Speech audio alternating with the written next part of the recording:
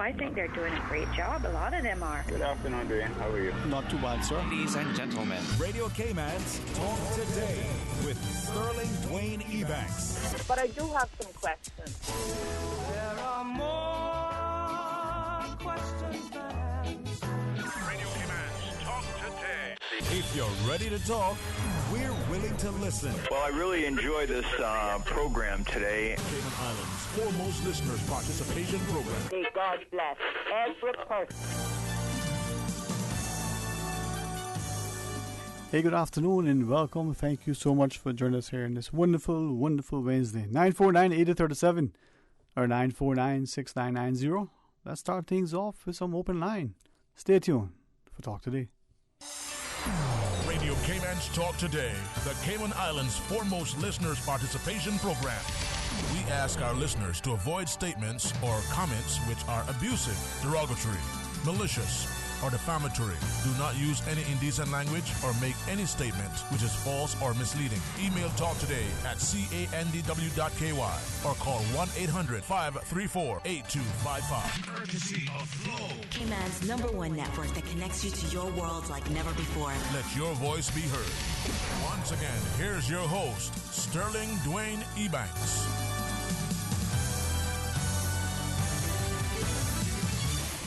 Hey, good afternoon. Welcome. Thank you so much for joining us. 949-8037, 949-6990. Or you can call us on our toll-free 1-800-534-8255. And if you prefer, why not send us your thoughts on the WhatsApp 925-3261. Record a voice note, send it across, type it up, and hit send. Either way, happy to hear from you. Let's have some open line, though. Take your calls and share your thoughts as we look at all that is happening within our country, and maybe just spark a new thought amongst so many. It's a wonderful place. Let's hear from you. 949-8037, 949-6990. Now, as you know, end of this 5th month is almost over. Many normally would be looking at final exams, getting ready to graduate high school. Some are going through all of their college, applications and scholarship applications, and setting up their internships for the summer, whether they're coming home, sort of during their semesters at university or their interim period before they go off to university. I want to share a few thoughts about that. But first, let's go to our phones. Hey, good afternoon. Welcome. You're on Talk Today. Good afternoon, Sterling. Good afternoon. How are you today? I am good. I had to try to catch you early, but never know yes, please. I was in the next hour. I hear you, man. I hear you. Sterling, the garbage. Yep. We've been having this problem for some time now, and we have we just did election 2 years ago this month. I think I'm not sure what date it is this month. Mm-hmm. And Mr. Seymour took over, and there's all kinds of controversies out there about buying new garbage truck and people not showing up to work and yakety yak and yakety yak. Mm-hmm. Well, I just want to say today, I am sick and tired of being disturbed 2 o'clock in the morning by a garbage truck. Mm-hmm. If they cannot get these things fixed and get the staff running the way it's supposed to run, they need to wake up and find some other avenue. And it's not just in Newlands, all the way down to the Lime Tree Bay and Snug Harbor and those different places. These things is happening 3 o'clock in the morning. I mean, Sterling, we need a garbage pickup. Don't get me wrong. Mm-hmm. I am accustomed here in Newlands for the last 22 years having my garbage pickup between 5 and 6 in the morning. And it was twice a week. Not only doing it once a week. Mm-hmm. But they need to do something because it's very disturbing. Very, very disturbing. And the hurtful part about it, they're out there, their light is going round and round and round on top of the truck. The guys doesn't have anything to protect them, but there's no light on them. The reflectors that they have on the shirts look to be very, very dim and being visible. The guys is running up and down the street here taking garbage out of the bins, putting them out to the side of the road for the other person to pick them and so forth. And people could think that this is a robbery. I mean, some sort of gang thing going on in the neighborhood at some point in time. Even if the garbage truck is down the road, that could have been somebody running trying to break into somebody's home. And you know what I mean? All kinds of things can happen 2 o'clock in the morning, 3 o'clock in the morning. It could happen 8 o'clock too. But starting the point is this government, the environmental health, they need to do something, man, because it's ridiculous. In the hurtful part about the situation, Sterling, if you're in town 12 o'clock, 1 o'clock, 2 o'clock, 11 o'clock, the garbage trucks are on the road running. You understand? So I can't understand if you don't have enough garbage trucks, get some more. Or workers, they have a very hard job to go to these garbage places, sometimes pick up garbage and not properly bag. They're sticking their hands in garbage bin, pulling up stuff and not going to properly lighten on them. I mean, they're risking their lives and getting their hand bite off, chop off, or cut off, or whatever case may be sometime in this garbage situation. You understand? Yeah. No. You need some incentives. Yeah. With the job that, that's being done, and we look at, as you mentioned, the hours, what else could they do? How else could they do it differently to ensure that we're mindful of them as well? What are your thoughts? Sterling, 22 years in Newlands. They've been doing it 5 and 6 o'clock in the morning. Not 1 o'clock, not 2 o'clock, and not 3 o'clock in the morning. I have never heard that happen until just these last couple of years it's happening. It can't be that we overpopulated, that we got so much garbage out here that we have to come up from that time of morning. I believe it has something to do with staffing. And our garbage collectors, they need some incentive. I always say, Sterling, your station, the registers in these places got additional buttons. If I go to the store 10 times a day, hit me 25 cents. If government don't want it, and they're in some departments, bag it off into dollars and give our garbage men for incentives. They got to live too. They're risking their lives coming up here in the morning doing our garbage and not have no proper lighting on them to look down the garbage bin to pull like a bag. They don't know what they're putting their hand into when they put their hand down in their Sterling. And I just want to say, Sterling, up here on our highway, which is called Crichton's Boulevard now. Sterling, when I was coming home one day from work from the airport, I could not believe the amount of garbage that was on the highway, which is nothing new, but it was like more. And Sterling, yesterday, our guys from Northward, you know who I'm talking about. They're cleaning in Sterling this morning when I went back down after 2 o'clock yesterday, go to my school bus. They had that whole strip clean as a whistle.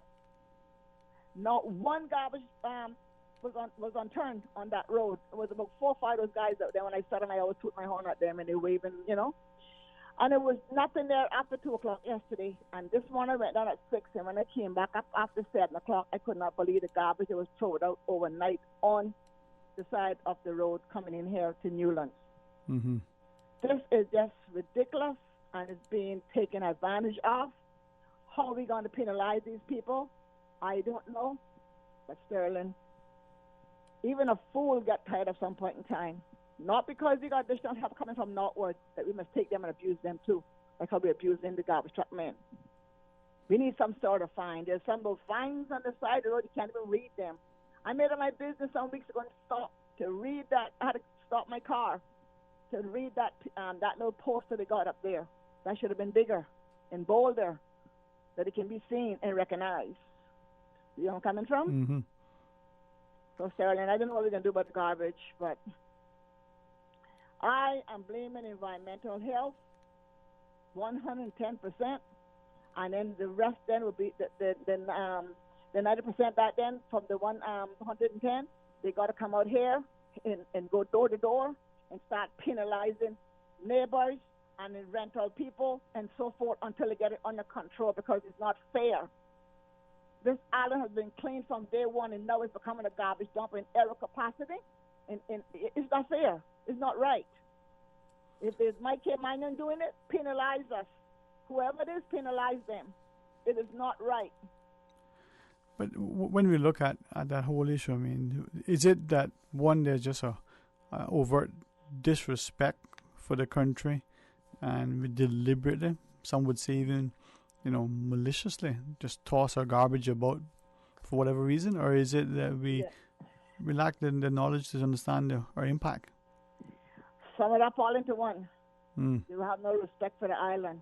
And my own Caymanians are having the same attitude too, because in this field, if others can do it, I'm going to do it too. That's the attitude that we have here on this island, Sterling. This island is full of attitude and every corner you can think of. Attitude. But I mean, if I listen to you, and if our own people start to disrespect for whatever reason, maybe we're trying to make a sign of protest. Are we really paying attention to the long term? Wouldn't it be a more effective means to achieve, if it was a protest, the same outcome? I don't know. It could be a mixture, Sterling. It could be a mixture. Let me give an example. At the school some time ago, so about, I would say a year or so ago, where this kid threw this container on the ground, and there was a garbage can very close. So some of the bus wardens said to the student, why you throw that down there for? See the garbage can right there. Oh, that's what they're getting paid for. Can you imagine?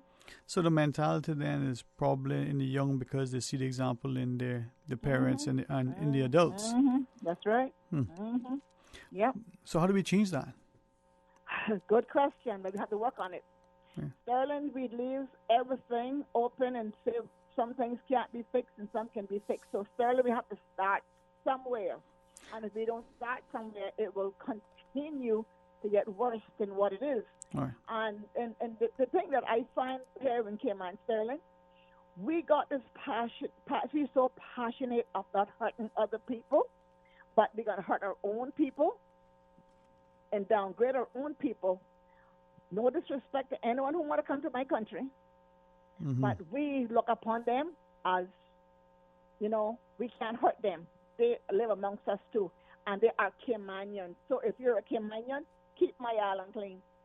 But then, is there, and I hear what you're sharing, but I'm asking, of us, if we live here. So let's take a football team, or let's take a group of employees for a particular company. Irrespective of, who they are, what jobs they do, they all wear, so to speak, the same uniform. They represent the football team, or they represent the company. So if they, don't all sort of sing from the same hymn sheet, as it were, what one does would probably negatively, reflect on the others. So what can we do to make sure that within the society we all adopt the same sort of ethos when it comes to, cleanliness, not littering the place, the behaviors on our streets? I mean, what is it going to take? Okay, Sterling. So if the football people are going to keep the place clean, the other game, whoever the game is going to be, not keeping the place clean, should take an example from the other side of the world and say, well, you know what? These footballers, when they get to playing, they make sure everything is in order. When they're leaving all the plastic bottles is gone and blah blah blah. Sterling, stick up in there. When they have all this what do you call it? K run walking and so forth. Sterling is not a garbage bin on the side of the road. All you can see is pure plastic bottles that these guys are drinking and throwing down on the side of the road while they're running. They organize these things every couple of months.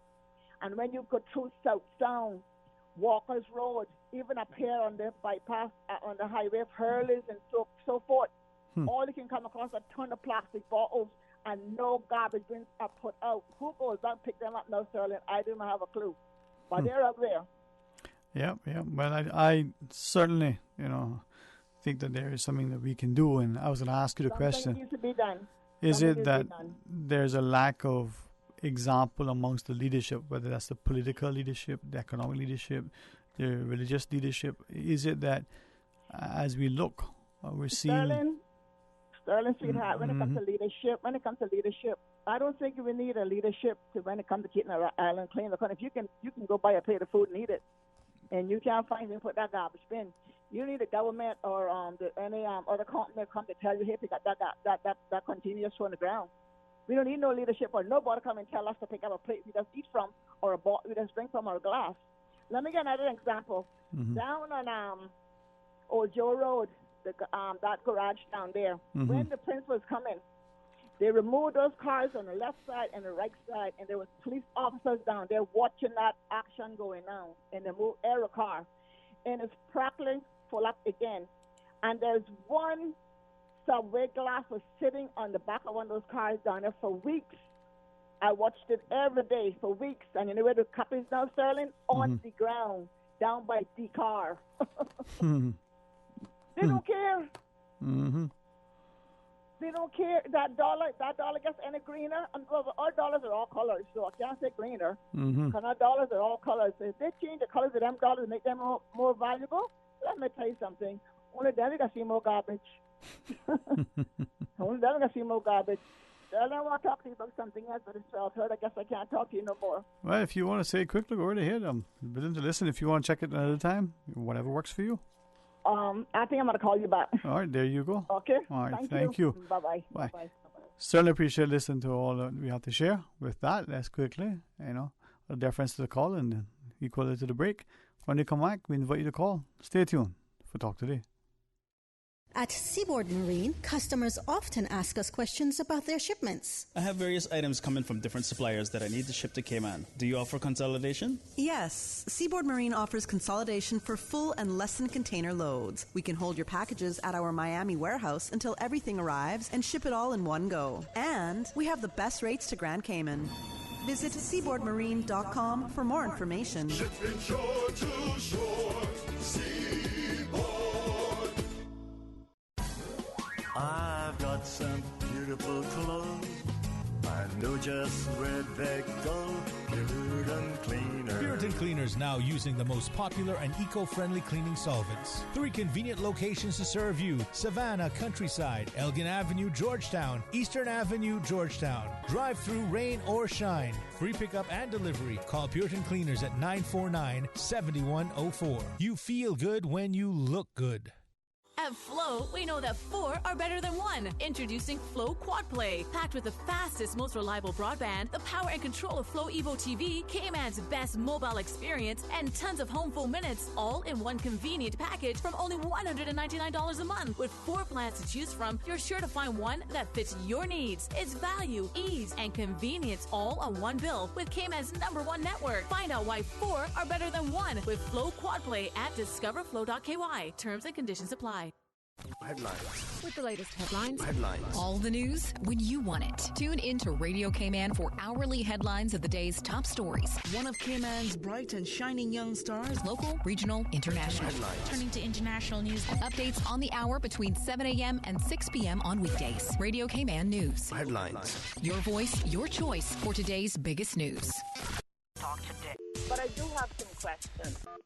Talk today. Cayman Islands' foremost listeners' participation program. Talk today. Because there are more questions than answers. What the public is saying. Waiting to take your calls right now. Sterling Dwayne Ebanks. Hey, good afternoon, and welcome back to Talk Today.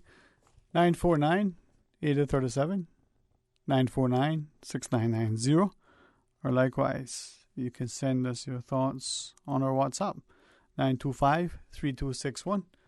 And if you choose, please avail yourself of our toll-free number, 1-800-534-TALK, 1-800-534-8255. A couple of things came through while the caller was sharing, and one message has to do with the recent statistics and reporting of the grants relating to Caymanian status, permanent residency, naturalization, the increase in work permits, and the general growth in our population. And I wonder to what extent, as a society, we're looking at it. The caller's perspective may have triggered a thought process in relation to what was sent to us. But the notion that as we look at the increase in numbers, the message asks the question, well, work permits increasing, so too is the grant of Caymanian status and permanent residency. And when we add those together, how is that as a percentage of the population, and then where is that in relation to the numbers of Caymanians? The part that I would like to read is when the message shares that it isn't to be looked at as, it isn't to be looked at as it's anti. It's the idea of being inclusive. As the population grows, naturally more pressures on infrastructure, more demands on government to provide, and this sort of number of things. But equally, the opportunities for businesses to grow, but potentially, as this writer sort of alludes to the concept that those increasing pressures by increasing numbers could lead to a growing disquiet if there isn't a corresponding opportunity for integration, and as this person puts it, integration, acclimation, but more importantly, a sense of ownership. What are your thoughts? 949-8037 or 949-6990. Likewise, you can call us toll free, 1-800-534-8255, 1-800-534-TALK, or you can WhatsApp 925-3261. Now, the other sentiment expressed has to do with the lack of a national vision.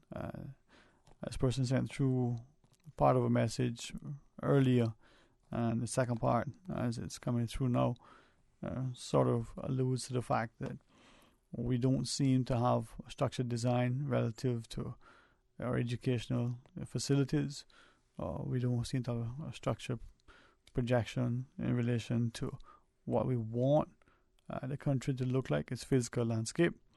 It's saying that the suggestion recently, and I presume it must be referring to the former Minister Osborne Borden. I think the spelling is a little bit off, but I believe that's who they're referring to, because they reference, the bridge over the North Sound. And it commends, the idea that maybe it isn't workable because of the environmental impact or the financial cost. But is it an idea that's worth pursuing? Maybe it is feasible. Maybe it'll spark some other thought. I responded to the person to ask the question, well, if this isn't workable, what other suggestions are there to ease the traffic woes, to look at the future growth in the population and the need to move people? What are your thoughts? Is this something that we think we could and should explore? Are there other alternatives? There are those who have heard from the politicians and others who suggested, well, maybe we limit the numbers of, cars that we can have in our households. Perhaps limit the number of cars and the size and type of cars. But is that where we want to go? It may best be. What are your thoughts? 949-8037 or 949-6990. Now, the other sentiment that the person sort of shares with us is in this idea that we don't really have any thought of what big cities face. The few thousand people here pale in comparison to the millions who on a daily basis, live in those larger metropolitan areas. Well, the writer, I should say, is probably right. But those who've experienced it, do we have to repeat, and suffer the same sort of challenges that they face? But without reinventing the wheel, is there something else that we could adopt that not only presents a very, very exorbitant cost to the government and a challenge to fund and finance, but is there another way? And how many of us would be willing, even if we were initially back in our original countries, now that we've become accustomed to having access to our own private vehicles, would we be willing to give up? What about the other generations coming after?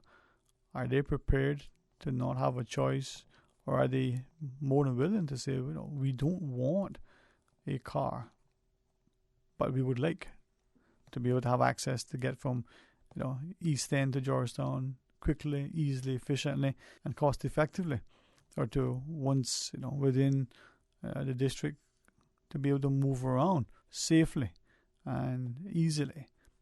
Have we considered what that would involve? And are we prepared to make the necessary investments? Not that is as this writer sort of shares, not as we've seen in some instances where the project, because it's funded by government, has not only significant time delays, but significant cost overruns. Anyway, your thoughts. 949-8037, 949-6990. or 1-800-534-8255. Likewise, you can WhatsApp 925-3261. Then the other sort of comment that we've had here, and I looked at it to some extent, and perhaps see how best you wish to pursue it, if at all. This one's in relation to the recent parades and carnivals and the like that we've had. There are two sentiments expressed there. One calls for an outright sort of ban, as it were, and the other says we perhaps need to reposition this and have it marketed as a more mature audience. The pageantry, the costumes certainly exhibits great talent, but the behavior that we seem to become customary with these carnivals, I think this person calls it, in parades, are they sort of go hand in hand.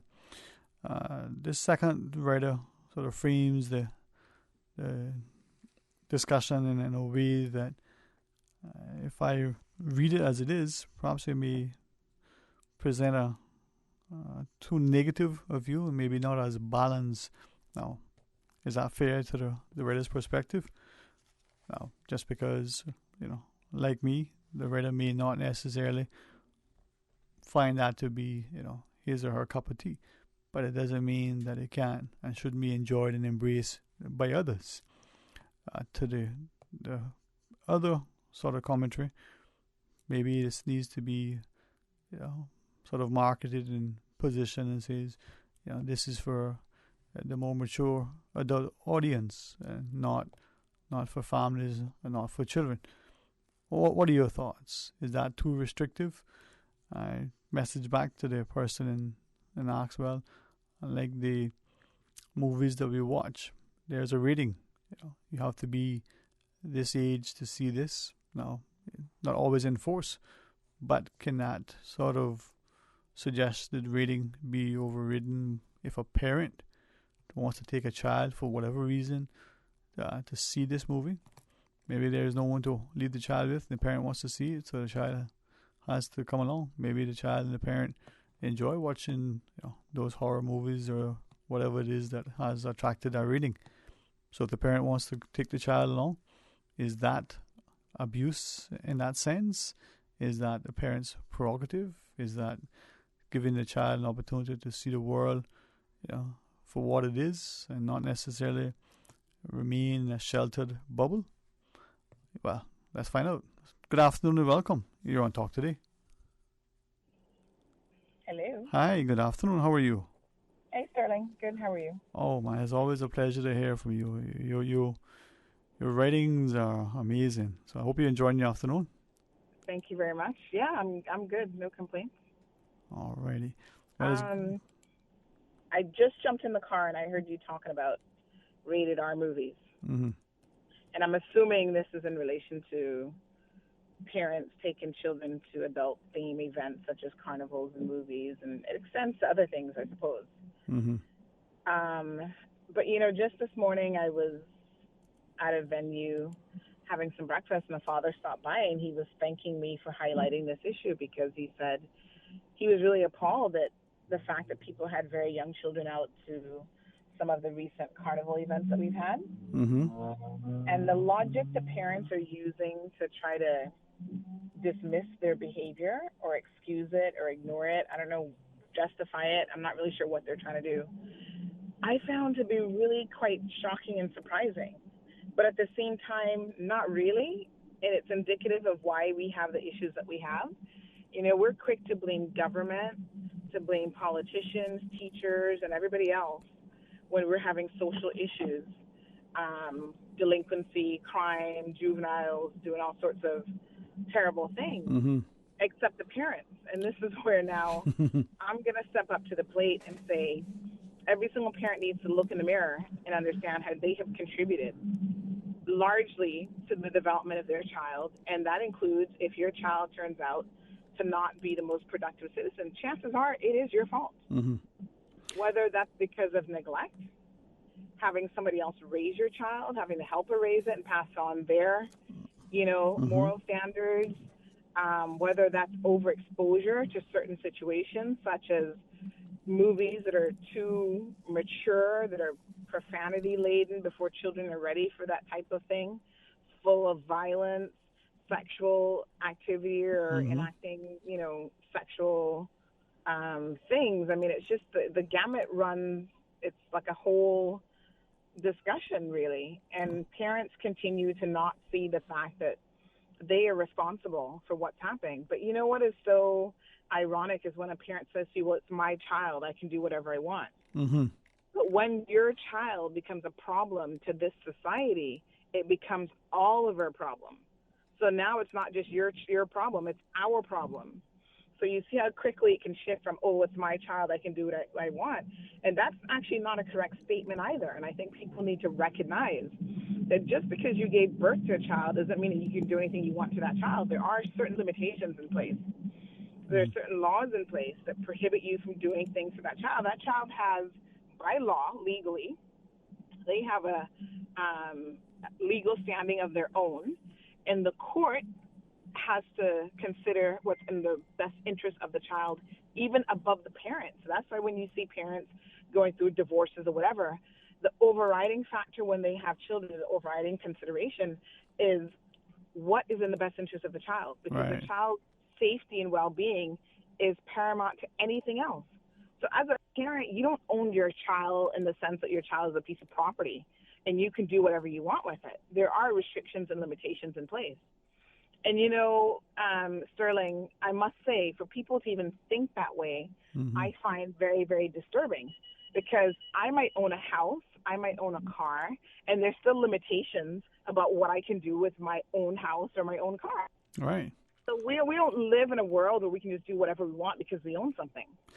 And as I listened to you, we had a couple of discussions. As Monday being a holiday was a good time to speak to some individuals on certain things. And as you shared, there were sort of three things that came up that sort of touched on what you talked about. The parents, sort of abdicating the responsibility to know whether the influence is from someone else in the household, the helper, for instance, or some other adult, whether it's a family member, whether it's a house guest, who has exerted a greater influence over the child because maybe the parent is absent, working all the time, for instance. But the two other things that were concerning were this idea that parents, in their endeavor to sort of give their children everything, has not been able to sufficient to say, listen, no, you can't have this. This isn't something you should have. This is in your interest because of your age. The movie. I don't even know if they're trying to give the children everything. I think ultimately people are selfish, and just because you become a parent doesn't make you any less selfish. And just because you can birth a child, that doesn't mean that you're ready for motherhood or fatherhood or to be a really good parent to that child. And, I really wish that there'd be more of a focus on parenting classes, because we can all learn, Sterling, even myself. Yep.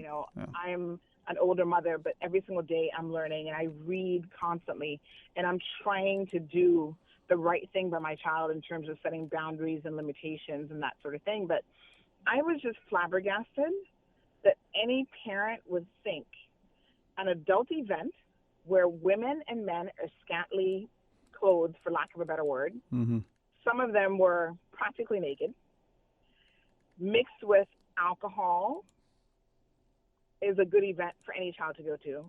Like, I heard one parent said, oh, well, they were in the parade and they wanted a child to see them. I'm like, what? But you do recognize that although I don't know what her outfit looks like, but I said, okay, maybe your outfit wasn't that bad, but your child is you. Your child is going to see a bunch of drunken adults having a very good time and doing things that probably isn't appropriate for a toddler to see. And then, of course, that went further when someone else took it upon themselves to have the child put in a compromising position. And, we now live in the 21st century where anything that happens in public, rest assured, it's going to end up in social media in some form or another. That's the other thing. And I mean, you had parents who themselves are putting it out there until they started to get a backlash, and then they're like, oh, well, you need to take it down. I'm like, but you're the one who put it out there in the first instance, saying how proud, this is the proudest moment of your child's life. Not that your child is doing well academically, not that they're going to school or they've accomplished anything at such a young age, but this moment with a female, which in my opinion, they need to be held accountable as well, because this is tantamount to child abuse, gyrating up against the privates of a young toddler. Sterling, if the roles were reversed and this was a little girl and a man was gyrating on her with his parts against that child, what do you think the response would have been? But why is that? So the truth, we have a double standard in the Caribbean culture, but it's not just Caribbean cultures, in cultures around the world where men, little boys, are forced raped sexually. And we're okay with that because that, quote unquote, makes them a man. So at the age of 12 and 14 years old, we expect little boys to be having sexual relationships that they're not comprehending fully and they're definitely not ready for, because that makes them a man. And this is one of our biggest failings, I think, as communities across the world, but in particular in the Caribbean, we really have an issue with it. Because who do you think a 12 and 14-year-old boy is going to be having sex with? You know what I'm saying? He's either having sex with an older woman, which is child molestation, child abuse, or he is then trying to have sex with people his own age or even younger than him. And 25%, a quarter of all children that are sexually molested in our communities, it's done by other teens or other children, either their age or a little bit older or whatever. So, you know, these children, because they've been put in a position where they think that this behavior is normal, we've normalized this, they either become very easy prey as victims or they themselves become the perpetrators. Right. How do you explain to a 5-year-old that when an adult rubs up against you and you become excited because that's the physical reaction that happens, that's not right, right? But now you've normalized it because you've allowed it to happen. That 5-year-old can't really process what that even means. Why are we encouraging it? But this is it, and I guess the question then that could ask you and others, the question was asked. We look at this country and we look at the age of consent for different things. So one age to drive, one age to vote, another age to be able to be a candidate in the general election, another age for sexual consent. All of these different ages, right? And something that has become striking is that seemingly, now whether it's a confusion, whether it's, as one person put it, just ignorance or laziness on the part of, you know, the officials, I think it was another word used, but that may be the best way to summarize it, is that you take a child who is not yet 18, so I use that word to say a child, so someone who's not 18, but we expect that person to be able to process certain things independently, college application, scholarship application, a job letter, but a person can't go to a bank and borrow money, the person can't legally sign a lease, can't do anything. But if a parent wants to be involved with certain things, you say, oh, well, you know, this person is a big person, needs to do it. You know, okay. I mean, it shouldn't be allowed because we already know, for example, just from a physiological perspective, that the adult brain and the child brain, that transition into adulthood, doesn't happen until something like 25, 26 years old. So it doesn't happen as quickly as I think previously they had even thought, right? So they're not able to make really good, sound decisions before that, essentially is what that means. And they're influenced by a lot of things, especially what they see in their environment. And a couple of weeks ago, you know, we were talking to a parent at Prospect Primary who was saying that his son had been the victim of several instances of bullying, what he termed as bullying. And the very first one was another little boy coming and playing with his privates. And when they spoke to this little boy to say, why on earth is a 9-year-old, like, why are you doing this? You know what his response was? Because he saw his parents doing it, right? Because they're all living in a little house and the parents don't have enough sense to think, we don't need to be having sex in front of this child. We don't need to normalize this behavior. We don't need to allow this child to see this because he doesn't know, as you said, how to process that information. He doesn't have the maturity level to understand what's going on. But what he will do is he will go out there and reenact it. And his reenactment now meant that another little boy was subjected to having his privates fondled by this kid. And these are the issues that we are creating in our society, in our communities. And again, we don't seem like we want to talk about it. We don't want to address it because it all comes back to bad parenting. And parents who have lost all common sense, it appears, in my opinion, and who just don't get that this is not acceptable behavior. You know, as an adult, if you want to go out there half naked and do whatever in the street, it's allowable up to a certain extent, but you have to remember, even then, there's common decency laws and stuff in place that can limit you from walking around completely naked. Those laws are in place. They do loosen them up a bit for certain events, but you know, that doesn't mean that you should expose your children to that. Children who can't yet process what all of this means. Yeah. And I think that that's a big mistake, unfortunately, that a lot of parents appear to be making. And it's to the detriment of their own children, but also all of us, the wider society, as a community. Yeah, and that's why I feel obligated to speak out, because if we do not speak out, unfortunately, it's going to only get worse, and it's simply not going to change. Right. And so, something that you've referenced. Yeah, and let me just say real quick, Sterling, the cinema question. Apparently, if the child is in attendance with an adult, they can go as their parent. They can go to like a rated R movie, and I think that that's wrong. I think that that's wrong, and that needs to be changed. There's no reason why. That's like me saying, okay, I want to sit down and watch pornography. I'm an adult. I can watch pornography if I wanted to.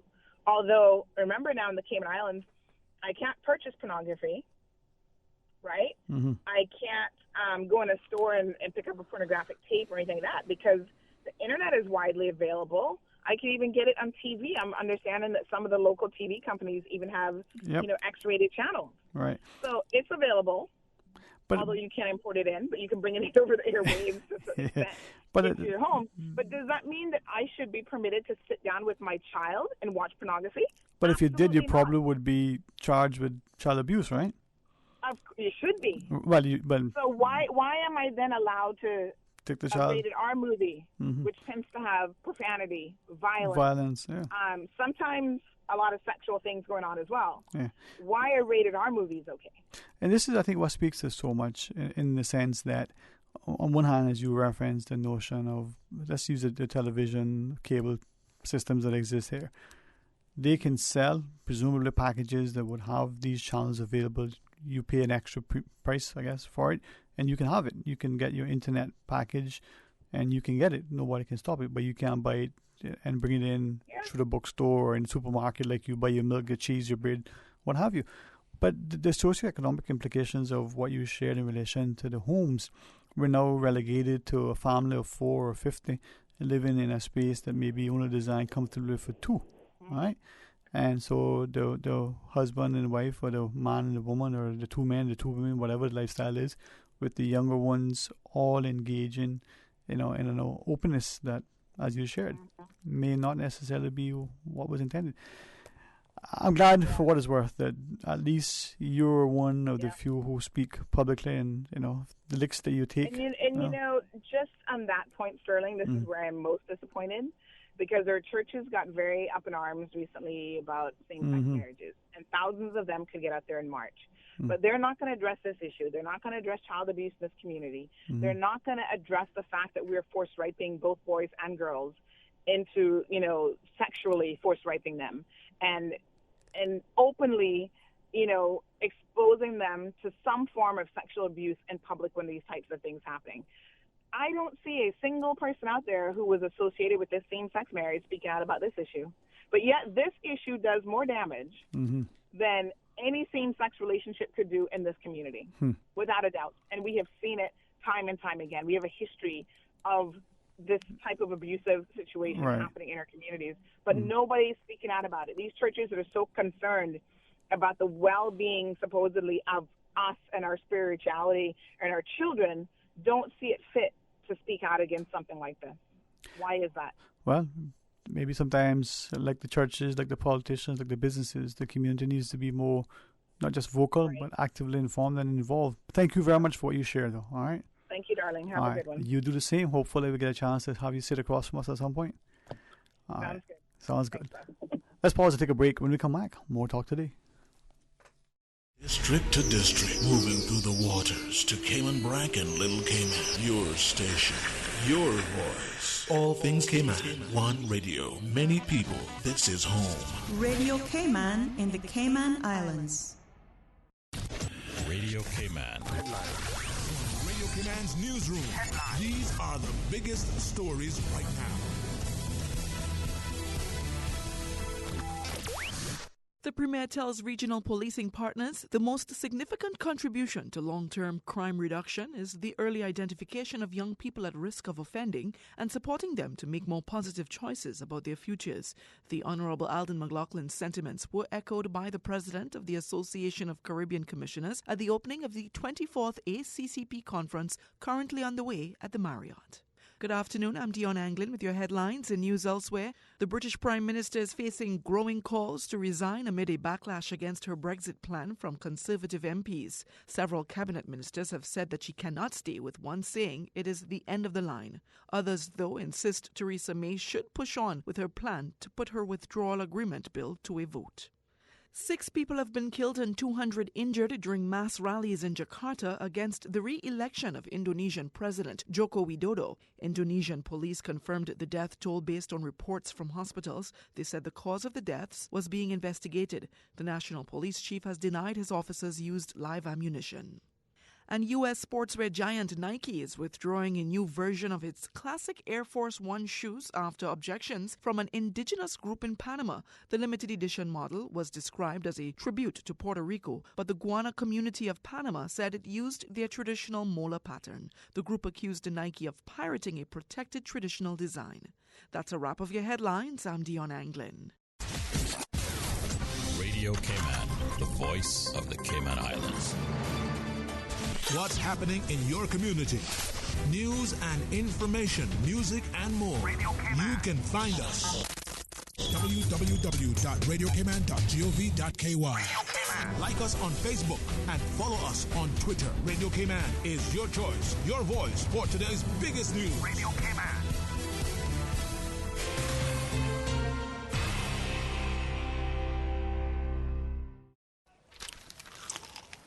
Excuse me, I noticed you from afar.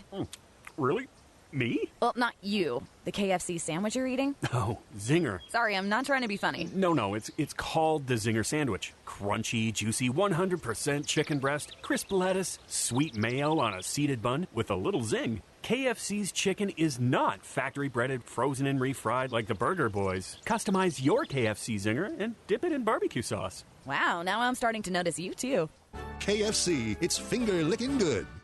Sounds of Expressions, a Toastmasters event on May 29th at 6 p.m. at the Georgetown Town Hall. An evening of intimate poetry and live music displayed by our Toastmasters and local musicians. Admission only $10. All proceeds go towards our youth leadership program. Come on down and support our youth as it promises to be a night of captivating entertainment. Sounds of Expressions. Tickets available at Sings Rotary Shop, a Toastmasters fundraising event proudly sponsored by Radio Cayman, Star 92.7, Audio Wave, The Performance Lab, FunFet, Acorn Publishing, and Sings Roti Shop. Support our port, support our tourism. I support building the piers because the cruise industry puts millions of dollars into our economy each year. Without that revenue, young people like me risk facing an uncertain future. Learn more and spread the word. Looking forward, looking bright. Support our port, support our tourism. The Talent Exposition of the Arts is now 18 years old. Cayman, get ready! The New South Hub Community Foundation presents the 18th Annual Talent Exposition of the Arts, Sunday, June 30th at the Hawkwill Theatre. Take in awesome performances by Caitlin Tyson, UCCI Performing Arts, Liana Da Costa, Georgetown Primary School Performing Arts, Erica Rocket McBean, along with special appearances by gold medalists Stella Marie Junior Dancers and MCs Andrel Harris and Anika Connolly. Part of the proceeds from the Talent Exposition will go to support the Francis Bodden's Children's Home. Prepaid tickets are available at Funky Tanks and Winner's Circle for $10 or $15 at the gate. The 2019 Talent Exposition of the Arts from 5:30 p.m. Sunday, June 30th at the Hawkwill Theatre. Get your tickets today. Business owners, managers, and marketers interested in learning how digital and social media marketing can help grow your business? Join Yellow Media Group Monday, May 27th at Yellow Digicon and unleash your company's digital potential. Learn from international digital marketing and social media experts, including speakers from Google and Matchcraft, plus a Fortune 500 digital marketing strategist. Complimentary registration for Yellow Media Group customers. Register now at digiconcayman.com or findyellow.com. Presented by Yellow Media Group in partnership with Google. Your thoughts are just a telephone call away. 1-800-534-8255. Let your voice be heard. And now, Sterling Dwayne Ebanks. Hey, good afternoon. Welcome back to Talk Today. Thanks for joining us in the studio. An opportunity to speak to good friends from the Department of Children and Family Services.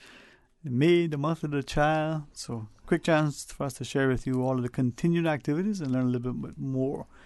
I'm really grateful that you guys are able to take some time out. And Miss Christine, I'm going to ask you publicly what I asked you privately, so that we get it right. Just for my benefit and more importantly for the edification of our listeners, each one of you, just a quick introduction of yourselves.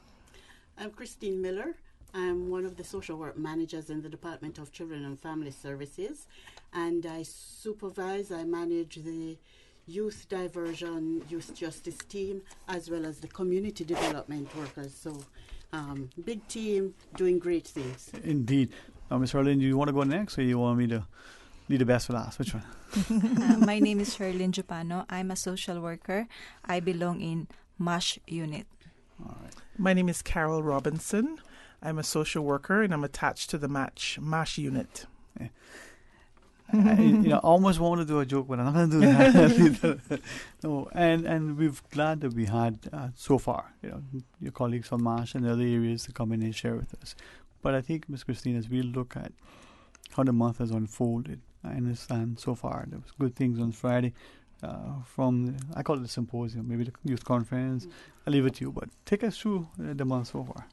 Well, as you see with the calendar that we shared with you, that we started the month with a bang. Mm-hmm. On the 3rd of May, we had a radio talk program with you, I guess, to speak through the events for the month. And then in the evening, we had our trivia game night in Bodentown. It was a Bodentown Savannah.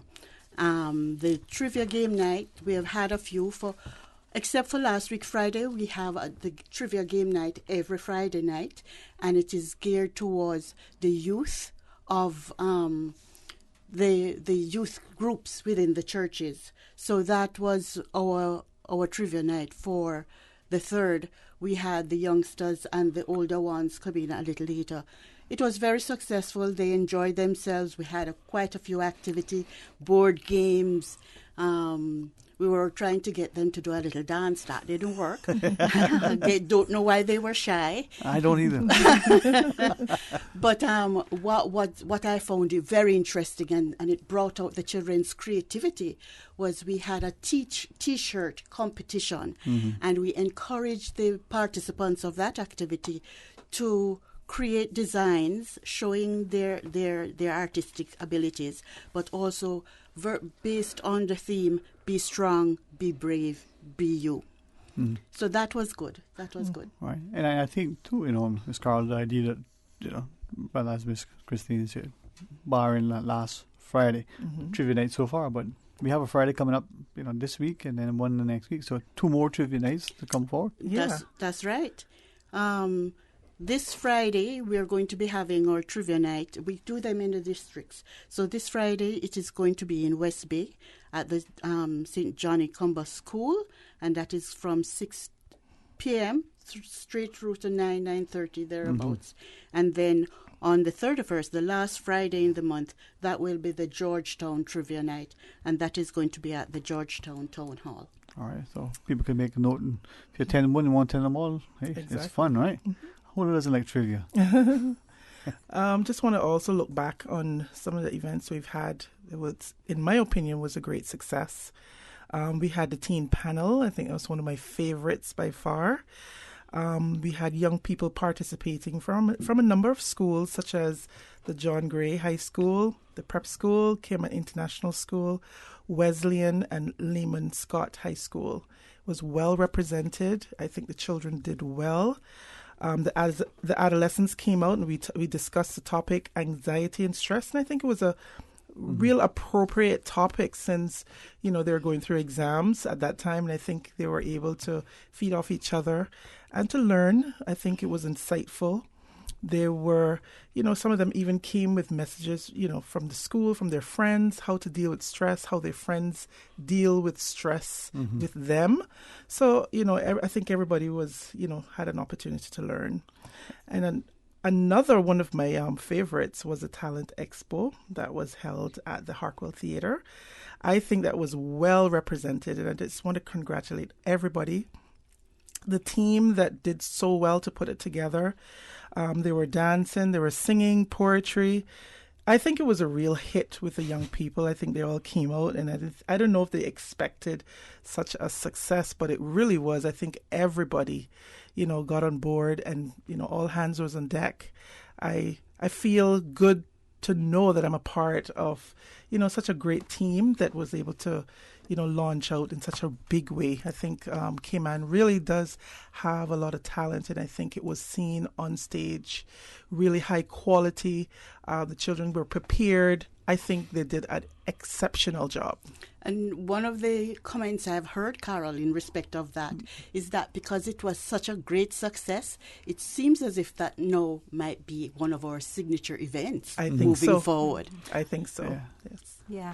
And in addition with that, last 17th of May, we had youth conference that was held in Margaritaville Resort. It was graced by young people coming from high schools in Grand Cayman and Cayman Brac. It was a big success. They were very engaged in the activities, and not only that, they had small groups where they are able to share their experiences.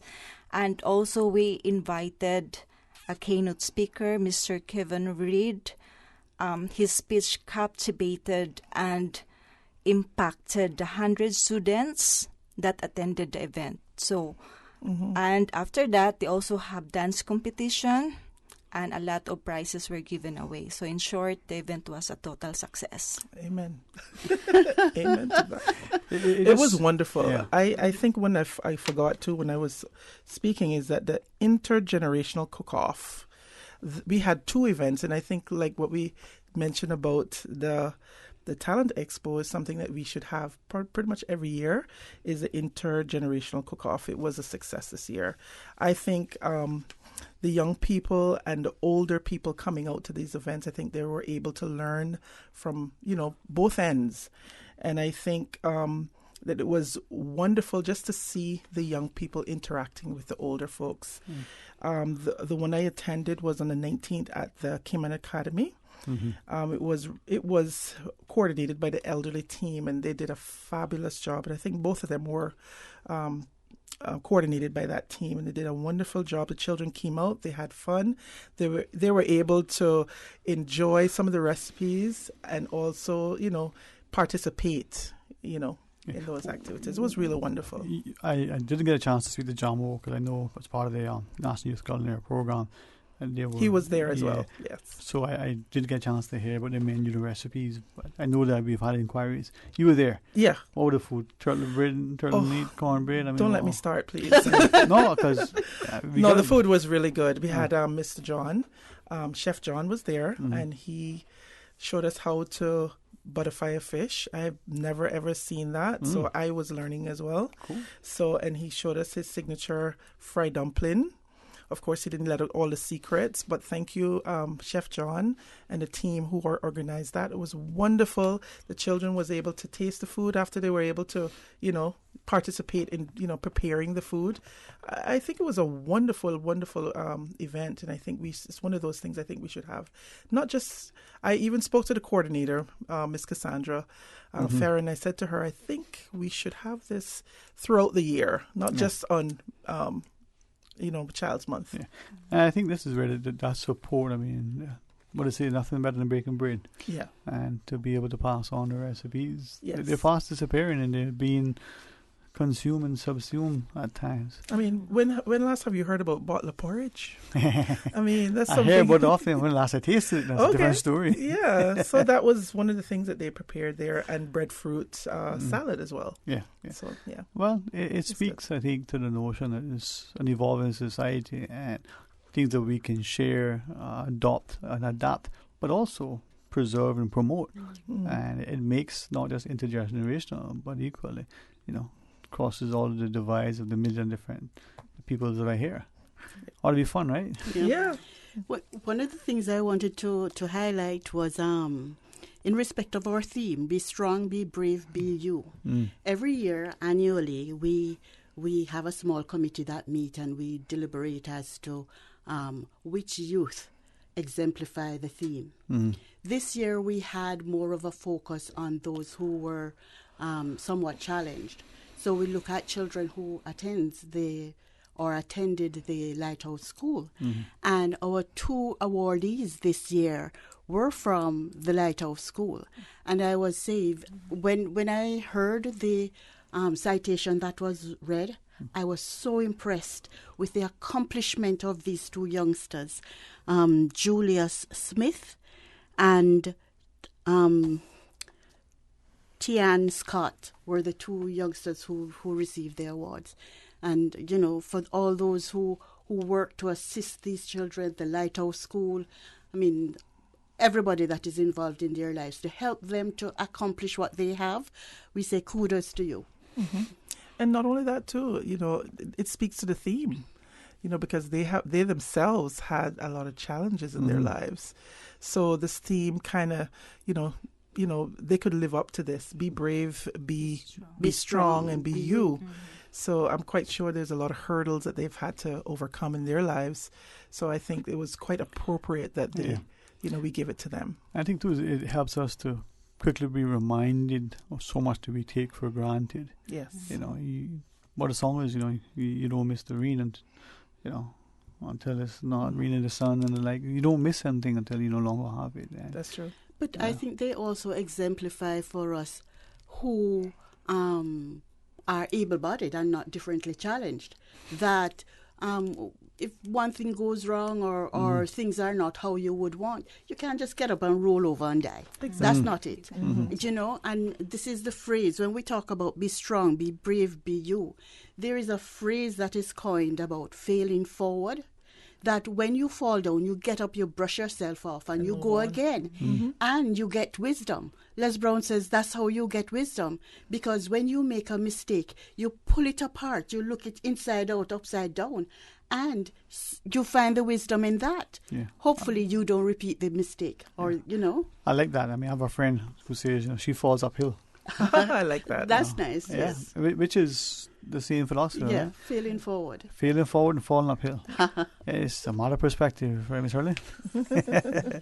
But we have the calendar, and although today is only the 22nd? Today's the 22nd. So we've got 31 days in this month. It's not a month of Sundays, but it feels like that sometimes. We've still got opportunities for the communities to come out and share and participate. That's right. And most of the events are free, I think, right? And then, of course, it wouldn't be the Cayman Islands if we didn't include the Sister Islands as well, right? That's right. Exactly. So we have activities under the BRAC as well. Miss Christine, Miss Carl, you want to look at the calendar? Yeah, definitely. I think those persons who have not gotten an opportunity to come out to any of the functions or the events so far, they still have an opportunity to do so. Just want to highlight a few of the upcoming events. We have the Snuggle and Read, which is going to be taking place at Cayman Academy on Thursday, May 30th from 6 to 8 p.m. And also the Trivia Night at the Ashton Rutty Center. It's going to be held on Thursday, May 30th, 6 to 9 p.m. in the Cayman BRAC. Also, we have, Miss Christine mentioned about this, Friday the 31st. We have another Trivia Night planned from 6 to 9. And there's a teen disco that is going to be held on Cayman BRAC. Please would like the listening audience to take note of the change in date. It was on the 25th, but now it's on the 24th. That's Friday, the 24th of May from 6 to 10 p.m. We're asking everyone to come out. The BRAC was also very much included in our calendar this year, and by extension, Miss Anna Rose, I'm quite sure they had a good turnout, and Miss Carrie, who are in the BRAC. There was a excellent turnout for those persons who are celebrating Child's Month on the BRAC. Also, our last event is the Cupcake Wars, and I've heard last year that it was really, really good. And the year before. Exactly.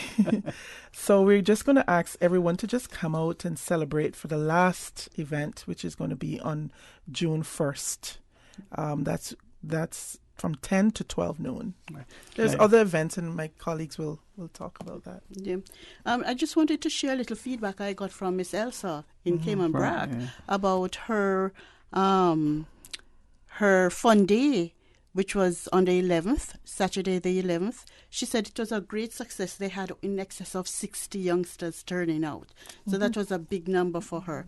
So kudos to her for that, and for the youngsters and community to participate. Just to highlight, this evening at between 6 to 7:30 p.m., the Family Resource Center, they will be having a session for parents titled Talk Early, Talk Often. And that is very important because, the first agents of socialization is the family, is the home.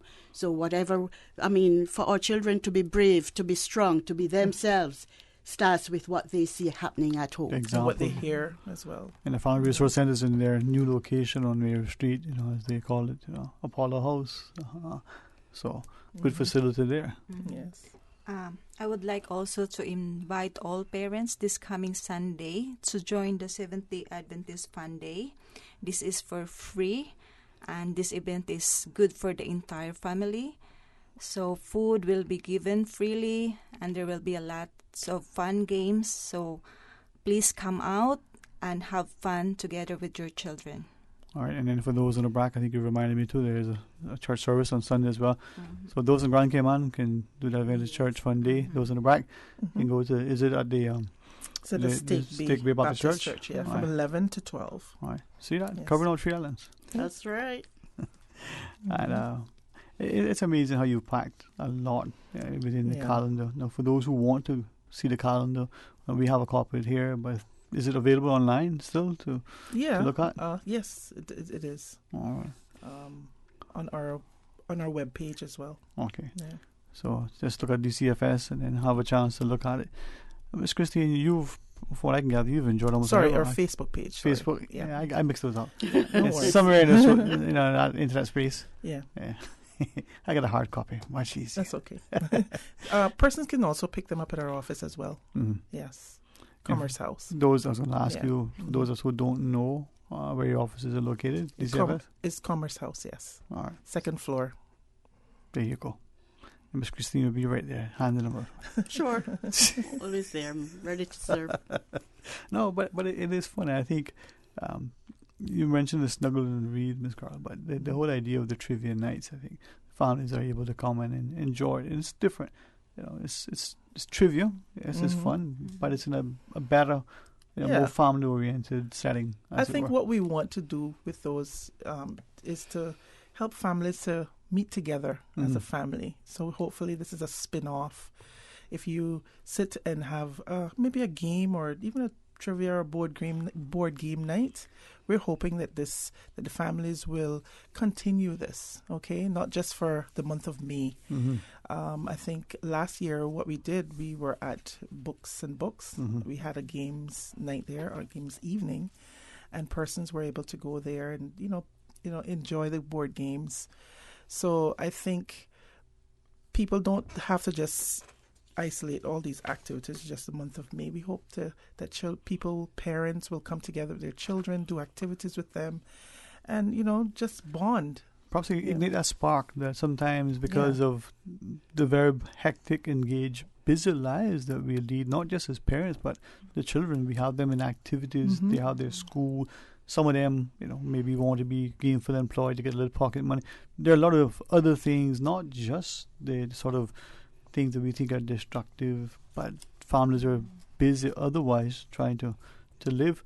Maybe this ignite a spark that they can set aside a movie night, a games night, and parents against children on a trivia night. Did we forget our movie night? Oh, we haven't forgotten. We just haven't mentioned it yet. Yeah.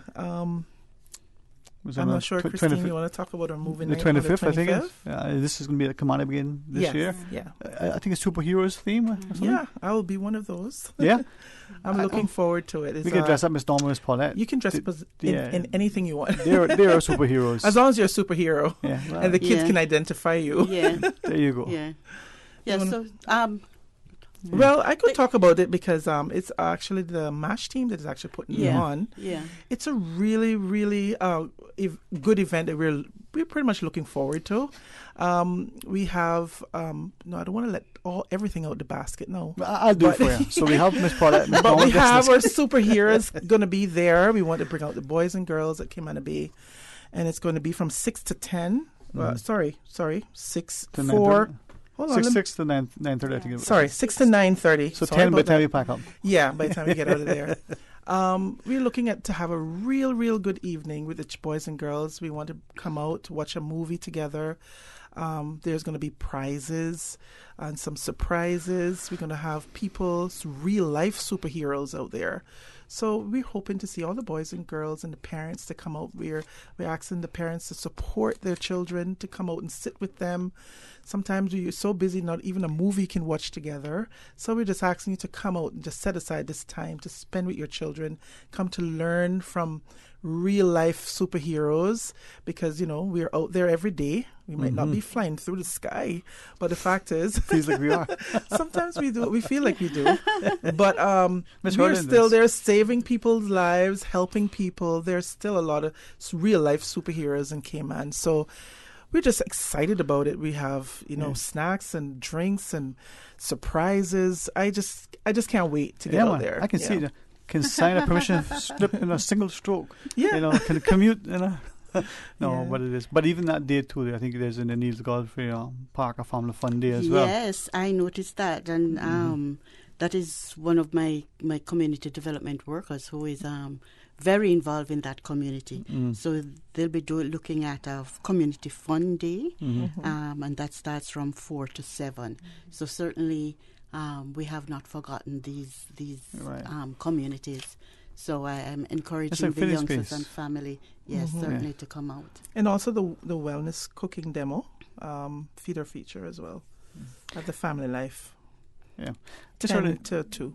Did you, if you don't mind me putting you on the spot, of all the activities, I mean, mine is I know mine, but what is your favorite so far? My favorite or is overall?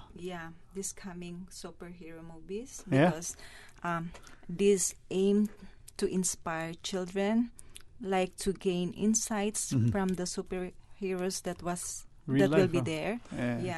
That will encourage them to keep on dreaming that one day they can be a real superhero too. A real life superhero. I mean, some of our parents are teachers, I mean, we got Miss Paulette here. I mean, she's like, seriously, scaling down the steps. I will follow on that to say I don't recall who is the author of this comment, but I do remember in my days when I used to read quite a bit, I came across a phrase that says, in every one of us there is a little genius. And we could say there is a little superhero. It is for those of us who have the opportunity to be involved in these youngsters' lives, to help them to break out of that cocoon, and certainly to get their wings and fly. It is, I think, the ability to relate to someone or something that you recognize, and it is almost there that you can approach, not on a screen somewhere, not some celebrity or some other person that is so far removed. So that real life superhero, the teacher in front of the classroom, the neighbor just down the thing, that co-worker, they're doing real life things. I like the inspiration, Hurley. Yes, it's our team actually. Hurley's on our team. So we claiming her now? Yeah, right? we're gonna claim it. I think we're gonna have to compete for her, right? I tell you. No, one of my favorites. I certainly think we did very well with with the teen panel. It was a great success. It was. I thought the youngsters, the adolescents who spoke, they epitomized the theme, be strong, be brave, be you. They spoke about their experiences, their own anxieties and so on. It was insightful for us as professionals to hear this coming from them. Usually we read about it, but to hear them actually speaking. So it gives us insight too, and certainly we can move from there to say, what else can we do to help, to give them support. It was remarkable to see the prayer breakfast on the 11th, 2 Saturdays ago, thereabouts. Yes, it was at the Miller Hall, Yes. to see the youngsters from the primary schools, not just an impassioned plea, but with such conviction, such eloquence. And these are primary school students. And it's incredible. I heard that we had approximately 200 or more youngsters there. Yeah. So it was a very successful event too. I think this month has really been a real success. I think Tiffany Miles and her team did the planning, did an extraordinary job. I'm actually a part of that team as well. And I said to Tiffany, we want this to be one of the best Child's Month. I think all of them has been very good, but I wanted to see so much activities that we don't have any spaces on our calendar. And I think Tiffany did a wonderful job in terms of spearheading this calendar and ensuring that everything went as smooth as it was. Wow. Kudos to Tiffany. Certainly, she did a good job. All that up nights pulling her hair, worth it. Yes. I certainly would not want us to leave without saying a general thank you to those business houses who gave us support. We had quite a bit of support from the various companies within the community, which helped to make all these activities a great success. So thanks to them as well. Because we can't do it alone. We can make these plans, but I think everybody came in to, fit the pieces in to make this a whole success. So for that, we're eternally grateful. As I know you're celebrating this year so far, you're anxious and anticipating the success for next year. So yes, I think it's going to be bigger and better, right, Christine? Of course. That's the way we do it, man. That's the challenge. Yep. That's the challenge. And hopefully more partners, whether it's the corporate or the individual, will come on board and will make a meaningful impact. Yeah. Closing thoughts, Ms. Carol, you may want to leave with our listeners. I just want to say to those persons who haven't been out to any of the events, to come out. You still have an opportunity to come out this weekend. We're going to have a movie night. Just come out, bring your children, sit with them, talk to them. There's still a lot of programs left, a lot of functions left that you can be a part of, that your children can benefit from. I'd say just, take advantage of it. Ms. Harlan? Yeah. I would also encourage everyone to come out of your comfort zone, have fun, enjoy. It's for free. You don't have to spend. All you need to do is, allocate your time and enjoy the night. Yes. Indeed. My thought is that this has just been an overall very successful month and shedding the spotlight on our children. I would want to say too a very big thank you to our chief officer, deputy chief officer, our director, the deputy governor. They have been very busy, visible, and very supportive. You feel their presence and support, which I am grateful for. Yes. It makes a difference. They are always there, always in touch, very supportive. So thanks for that as well. Yeah.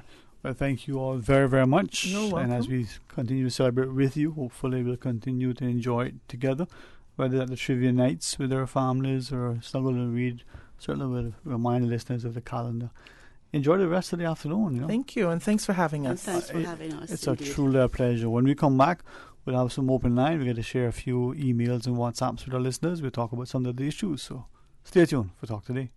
a caring and community spirit, cherished family and cultural values. These are some of the things that still embodies the Caymanian way of life in the Eastern Districts today. Savannah Pharmacy, your neighborhood pharmacy, located in Countryside Shopping Village, is delighted to offer products and services of real value. Whether it's catering to your family's medical needs or carrying apparel, gifts, and beauty products, Savannah Pharmacy provides you with more than just prescriptions. Remember, they're always just around the corner with everything your family needs and convenient opening hours, including Sundays and holidays. Savannah Pharmacy. For more information, call 946-3336.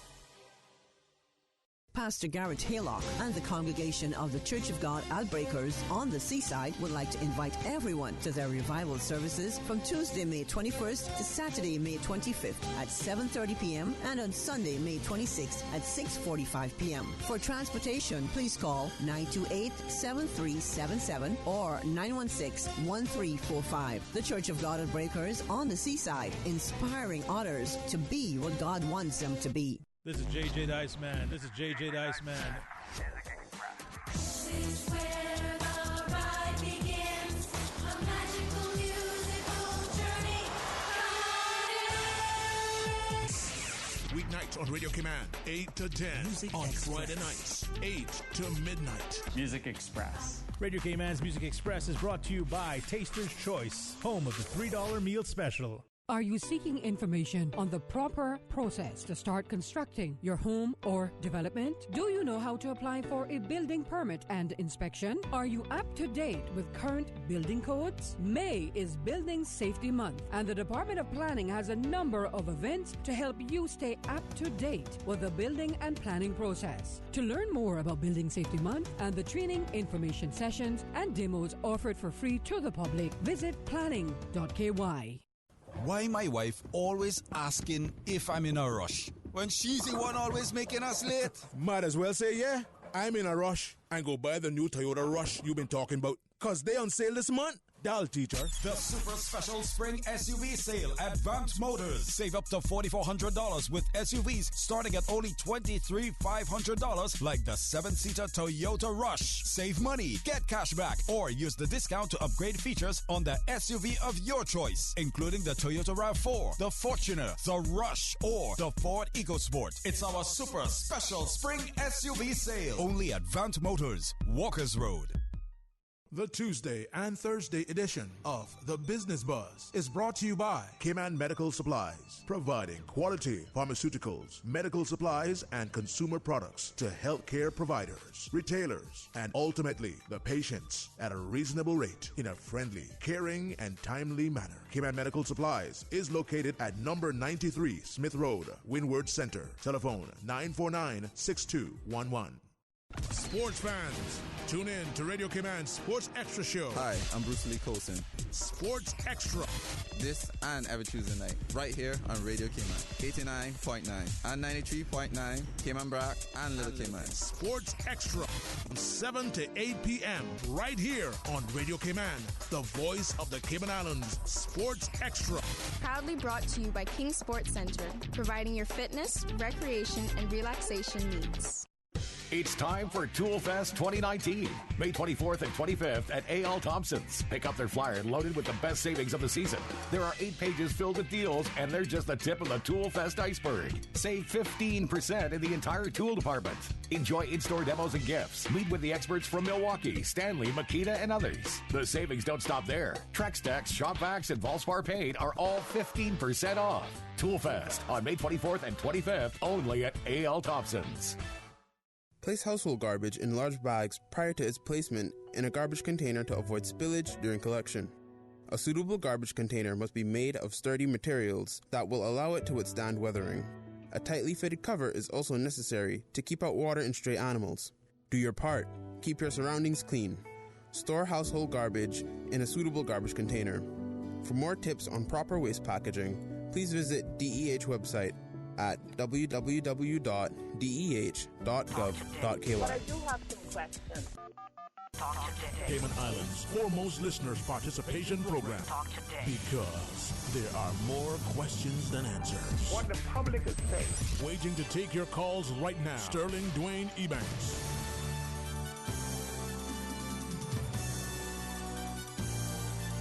Hey, good afternoon. Welcome back to Talk Today. 949-8037 or 949-6990. Likewise, you can WhatsApp 925-3261. Quick email to share with us. It's going to be some open line for a few minutes. Hopefully, a few minutes before the 2 o'clock hour, we get a chance to tell you about an event that is unfolding across the Caribbean region. Let's see if that materializes. And at 2 o'clock, a chance to talk about the Commonwealth Society, but let's get to that then. First, though, reminder as the month of activities undergoing for the child months, activities in the month of May. We'll tell you about the calendar as well. But let's read this email. It says, good afternoon. So the problem isn't vehicle ownership by Caymanians. The growing expatriate population is where the problem is. Ownership of a vehicle is very cheap, so almost everyone that comes here on a permit can order one online. Caymanians are the minority on the roads just because of the simple fact that there are more foreigners driving on the road. Just last week, it was revealed that there are over 27,000 work permits, of which obviously all of them are over 18 years old. That's not counting the dependents. The answer? Proper public transportation for guest workers and those who don't want a car. So that is the answer. Now, what do you think? 949-8037, 949-6990, or you can WhatsApp 925-3261 and have you share your thoughts with us as you so choose. Now, what do you think of that idea that we're looking at, not just increase government expenditure on building and maintaining roads and then, ease traffic congestion, but only short term. Let's go to our phones. Welcome. You're on Talk Today. Good afternoon, Dwayne. Hey, good afternoon. How are you today, my friend? Okay, you can hear me, right? Yes, and I trust that you can hear us easily as well. Yes. The concern we were speaking about earlier about exposing children to certain things. Right. Well, right now the law in Cayman, homosexuals are able to adopt children. And it speaks of mental abuse and putting a child in confusion. That is one of the things that will do it. When you have two homosexuals, two men raising a child, or two homosexuals, two women raising a child. Because in one way or the other, the child is going to see them doing things that are not normal. And things such as Father's Day. When you have two homosexual women, who is that child going to say Happy Father's Day to? Which one of them is the child going to say Happy Father's Day to? And if you have two homosexual men on Mother's Day, who will that child say Happy Mother's Day to? But and we speak of mentally abusing children. Well, that is one of the worst ways that you can mentally abuse a child. And for us here in the Cayman Islands to have that in law, that homosexuals are allowed to adopt children, I tell you one thing, Dwayne. God forbid in Jesus' name. And thank God none of my children had to be adopted. But that is one of the worst things I could ever hear in my life.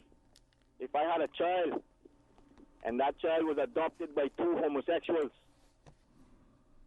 So, I don't know how serious the government is thinking about it, but here you all talking about children being exposed to certain things, rated R movies, horror movies. But it's nothing worse than being exposed to homosexuality. And I think the government needs to change that law and change it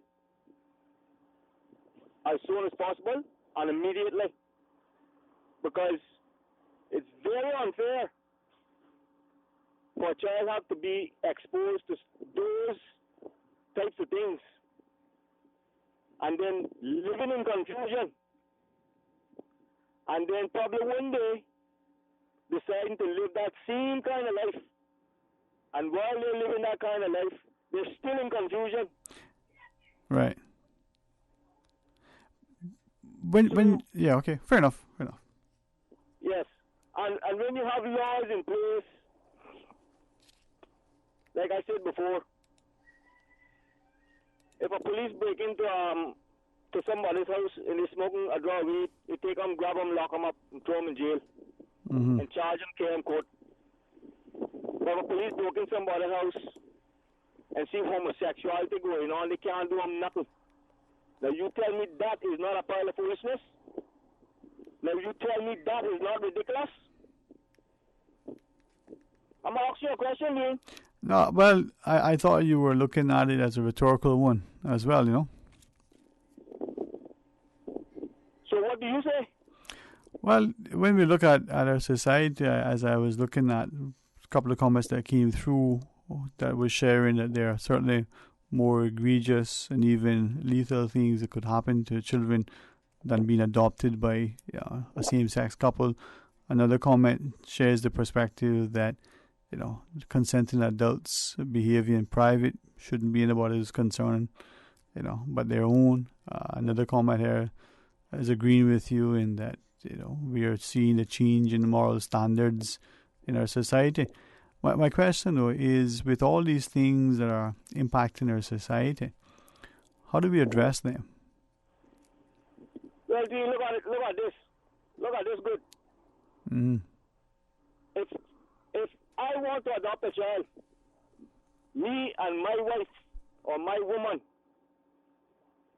and social services or children services here that I'm smoking weed or she's smoking weed, you know what they're gonna say about the adoption?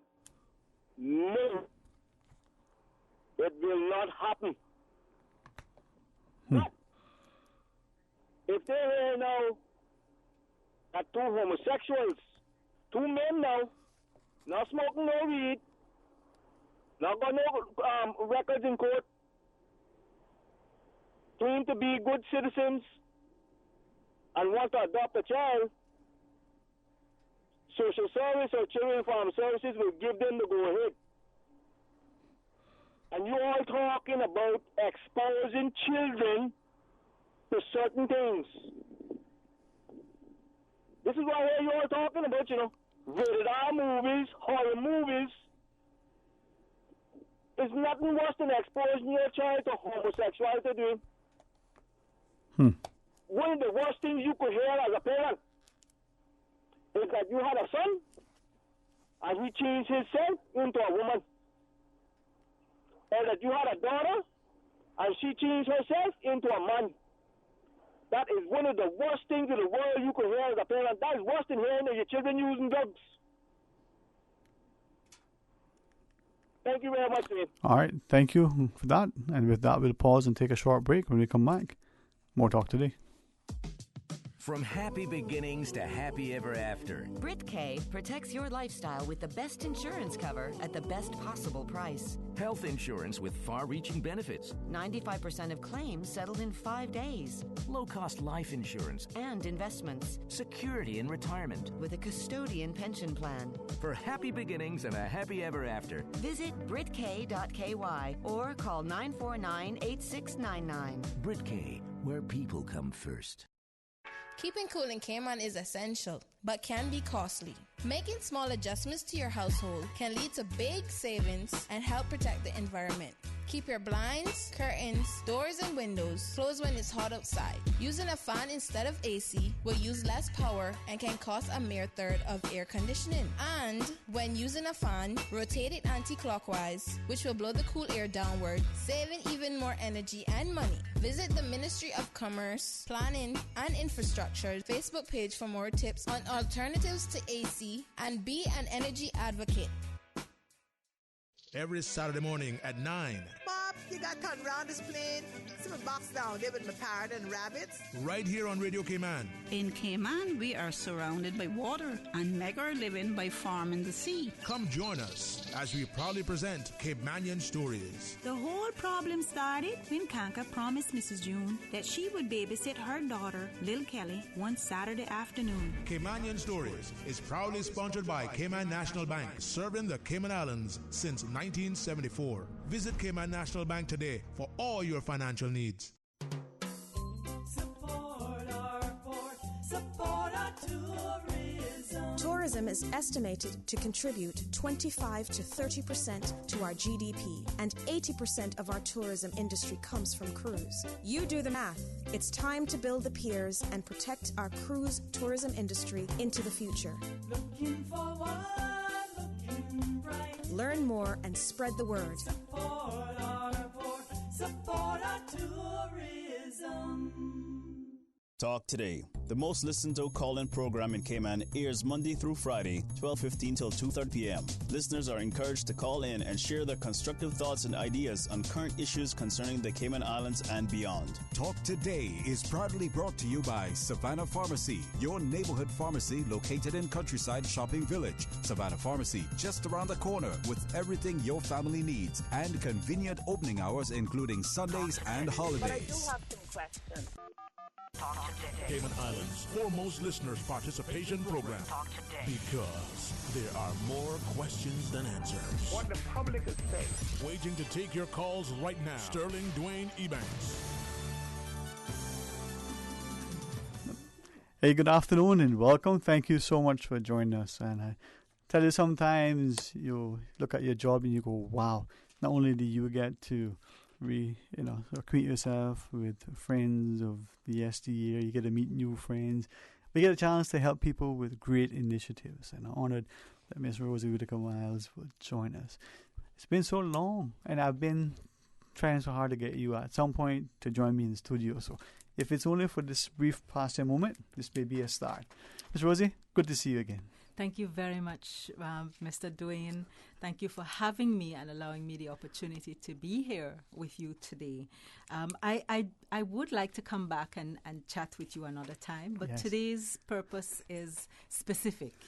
It is to share with you and the listening public the information on an upcoming conference, the conference of the Commonwealth Caribbean Association of Integrity Commissions and Anti-Corruption Bodies, which will be held in the Cayman Islands between the 3rd to the 7th of June. And we are looking forward to welcoming delegates from at least 10 countries to join us at this conference.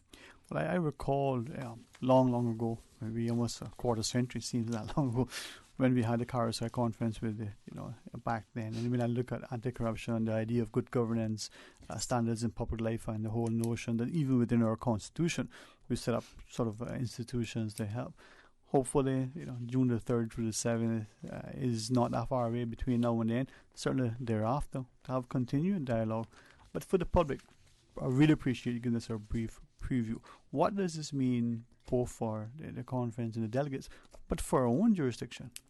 Well, if I may just give you a little bit of information Yes, ma'am. on the association itself. Okay, perfect. First. Well, the association, I'll refer to it as the association because of the length of its name. The Commonwealth Caribbean It's the Commonwealth Caribbean Association of Integrity Commissions and Anti-Corruption Bodies. Now, we were formed in 2015, and this association was formed under the auspices of the Commonwealth Secretariat. Mm-hmm. What happened was that a similar association was formed in Africa. Mm-hmm.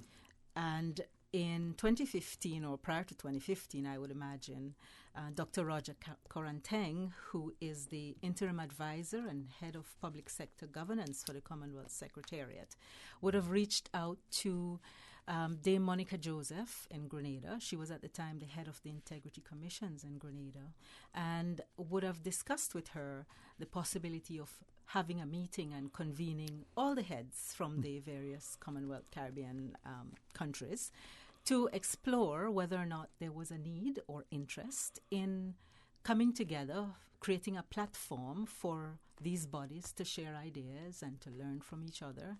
And following the meeting in 2015, it was agreed that we should be forming such an association, and the association was created out of that meeting. Since then, we've met in Trinidad and Tobago in 2016, in Jamaica in 2017, in Turks and Caicos in 2018, and we are very proud to be the host of this year's Commonwealth Caribbean Association of Integrity Commission and Anti-Corruption Bodies Conference. Now, we are especially pleased because although this is year 5 for the conference, this is the first time we're going to be able to have in our presence with us the Secretary General for the Commonwealth Secretariat. So Baroness Patricia Scotland, the Right Honourable Baroness Patricia Scotland, will be joining us for the first few days of the conference, and we look forward to welcoming her. Wow. How is it going to affect us in the Caribbean, in the Cayman Islands? Well, I think what we're going to see and we're going to hear, because the conference is arranged in such a way that it is very participatory. Mm-hmm. All the delegates, and as I indicated, we have delegates from about 10 countries coming to join us. All the delegates will be presenting a country paper on their laws, on their initiatives, on the work that they've done over the past year, their successes, their struggles, and so we will all be involved in one way or the other. Some will be sharing country papers, some will be panelists, some will be moderators for panels, but it is going to be a very participatory conference, and we are hoping that from this sharing of information by other countries, we in the Cayman Islands will appreciate that in every country that introduced laws that enhanced or promoted greater transparency and better governance and anti-corruption measures, there was resistance, particularly when the laws required declarations of interests. Compliance, huh? Yes, there's always been resistance. However, what these countries who are going to be attending and who have got across this hurdle, this obstacle, will be able to tell you is that there will be resistance initially, but once the benefits of putting into place, really putting into effect the tools that most of us, if not all of us, have in order to achieve the objectives, then the resistance lessens and people are more appreciative of the value of the various tools that we have, some of which we are not employing as yet. And this is why we were hopeful, not only sort of this sort of snapshot, this quick preview, but definitely after the conference to be able to foster more dialogue on this issue. Whether it's Transparency International giving the country a rating, whether it's the potential investor recognizing the importance of the jurisdiction, whether it's aspiring politicians in formulating policy. It's important, for it to have a certain reputation. Yes, I absolutely agree with you. We've actually had at previous conferences, I can think at least 2 previous conferences, we've had representatives from Transparency International. We, as you know, we're not a part of that process. Right. I understand that it's a matter of us reaching out to become a part of that process that would initiate that. But it appears as though there has been discussions, but we haven't gotten small further steps than that as yet. One step at a time. Teething. But yes, you're absolutely right. There are many different aspects to our conference as well. We are going to be having, as usual, we're going to be having, and I believe we're welcoming him for the 5th time. I may be mistaken, and maybe it's only the 4th, but Professor Monroe will be joining us. Yeah. Professor Trevor Monroe. We're all familiar with him. We know that he is from National Integrity Action, I believe, is the body that he heads in Jamaica. And we always look forward to hearing from Professor Monroe. Very candid, eloquent, but certainly, pointed. We do have other guests that will be joining us as well, but we will discuss more about that in the days to come. We don't have many days to do so, but we will be finalizing our program, and we will be taking advantage of any additional media opportunities to talk more about the conference. Yeah, June the 3rd through the 7th, you tell us, right? June the 3rd to the 7th. I think, if I may, I would just like to give you an indication as well that the body, the association, we also have a constitution, and we have aims and objectives and mission. And the mission of this body is really just three points. One, to promote cooperation among members, to develop, share, and promote strategies for fighting corruption, and to promote good governance in accordance with international best practice. So. Oh yeah, that's Rosie. As we get closer to the conference, and certainly thereafter, we're likely to have this, whatever we can offer to help not only inform, but also invite the public to participate, because it's our reputation. It is our jurisdiction. It is. Thank you very much, and we look forward to joining. I look forward to joining you again once the conference is over. There you go. Thanks very much, Ms. Rosie. Thank you. Enjoy your afternoon, and again, thanks for being so accommodating. Thanks. You too. All right. When we come back from our news, I want to tell you about Cannabis Investment Summit, where capital meets cannabis. Want to know why? Well, when we return, Douglas K. Gordon will be one of our guests. Stay tuned for Talk Today. Satisfaction is guaranteed 24 hours a day, whether it's music or information. From Grand Cayman to Cayman Brac to Little Cayman, we've got you covered. You ever hear a thing like that? Radio Cayman in the Cayman Islands. Radio Cayman. From Radio Cayman's newsroom, these are the biggest stories right now. Global accountancy tax and advisory firm Grant Thornton opens a new tax practice. Chris Willems will lead the new division. He has more than 25 years' experience in tax spanning Canada, USA, and the Americas. He's a specialist in U.S. reporting requirements for the alternative investment industry and possesses expertise in structuring issues associated with U.S. tax compliance. Good afternoon. I'm Dion Anglin with your headlines. The UN has passed a resolution demanding the UK return control of the Chagos Islands to Mauritius. In the non-binding vote in the General Assembly in New York, 116 states were in favor and only 6 against, a major diplomatic blow to the UK. 56 states, including France and Germany, abstained.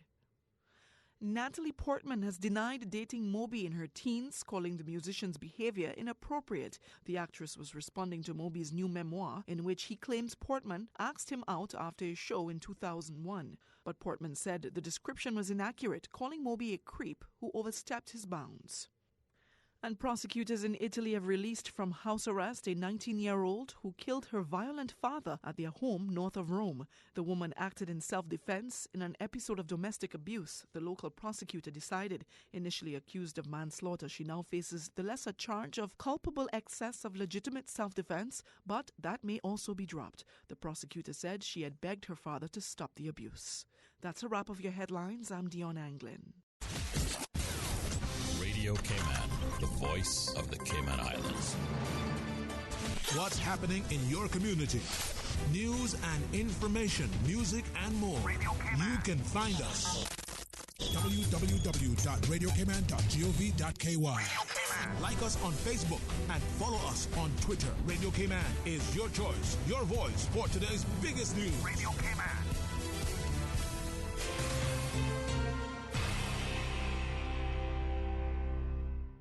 Your thoughts are just a telephone call away. 1-800-534-8255. Let your voice be heard. And now, Sterling Dwayne Ebanks. Hey, good afternoon. Welcome back to Talk Today. Thanks very much. And as we get started with our next segment, if I may publicly just say how remarkable Miss Rosie Whittaker-Miles is, and thank her for not just what she does, but for allowing us to be able to continue with what we do in the studio. As we tell you about Canex, the Cannabis Investment Summit coming up, and in the studio, the founder for Canex, Mr. Douglas Gordon.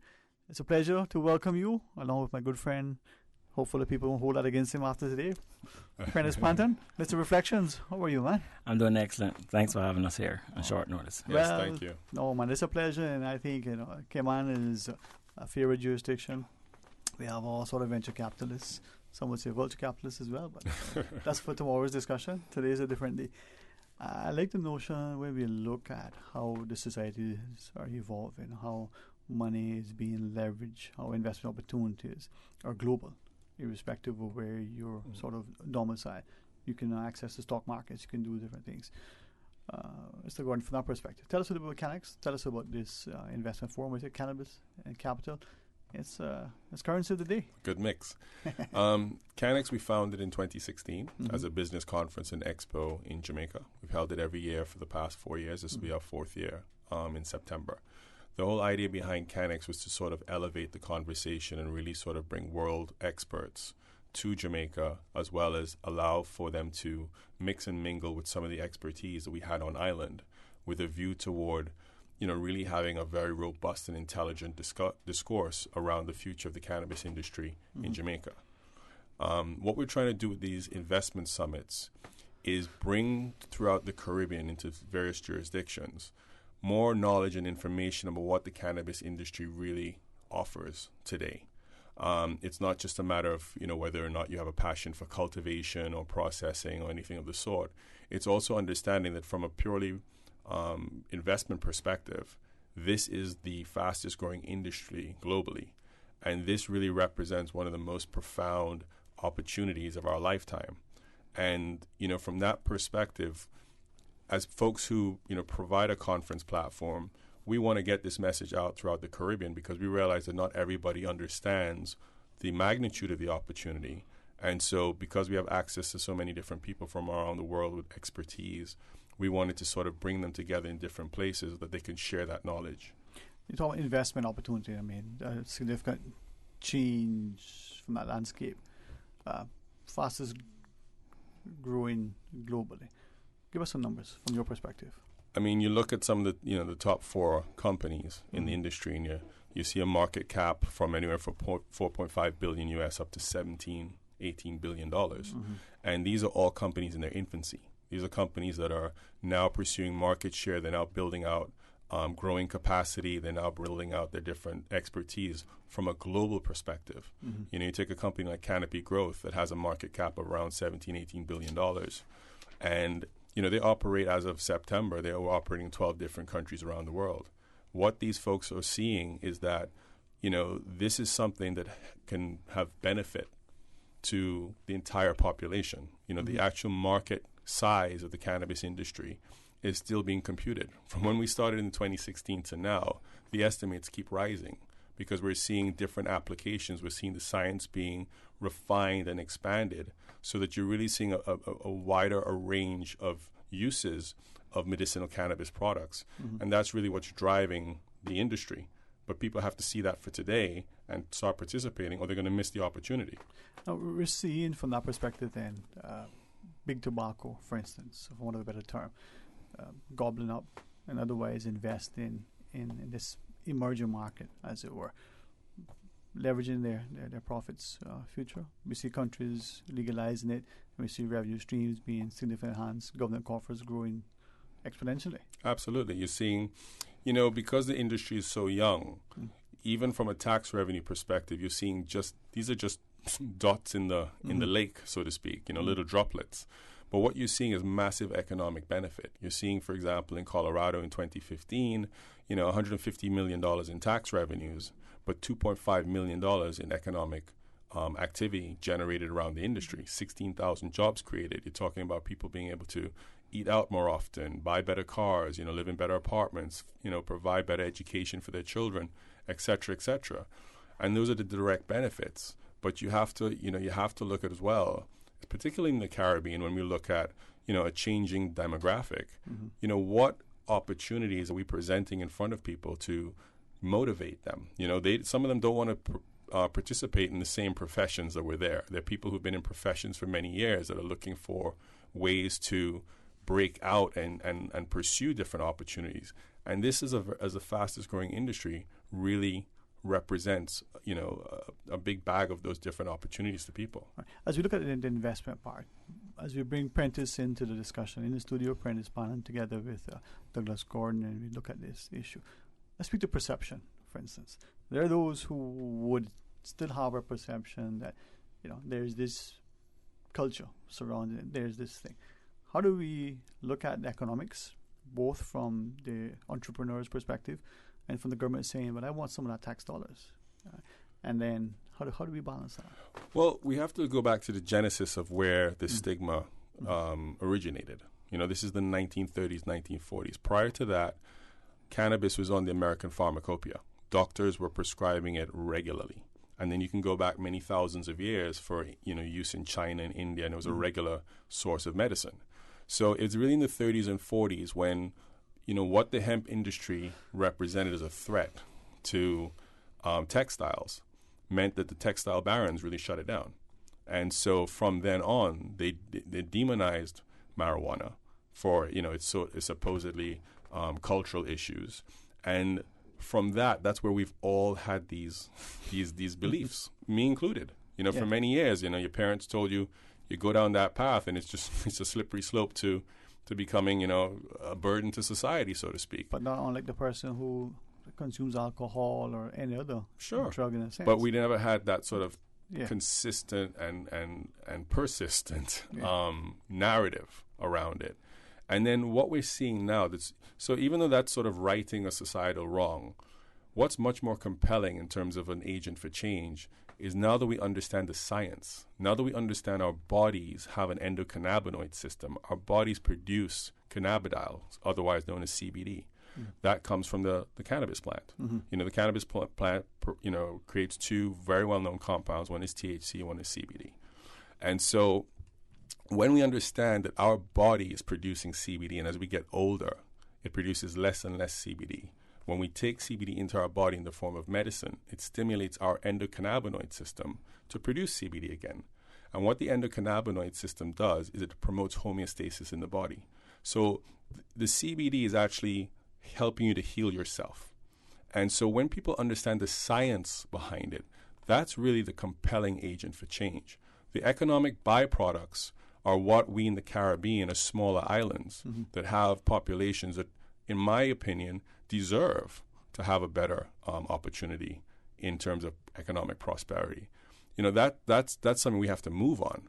But the fundamental rationale for making the shift in stigma and encouraging people to open their minds is when they understand the tremendous health benefits.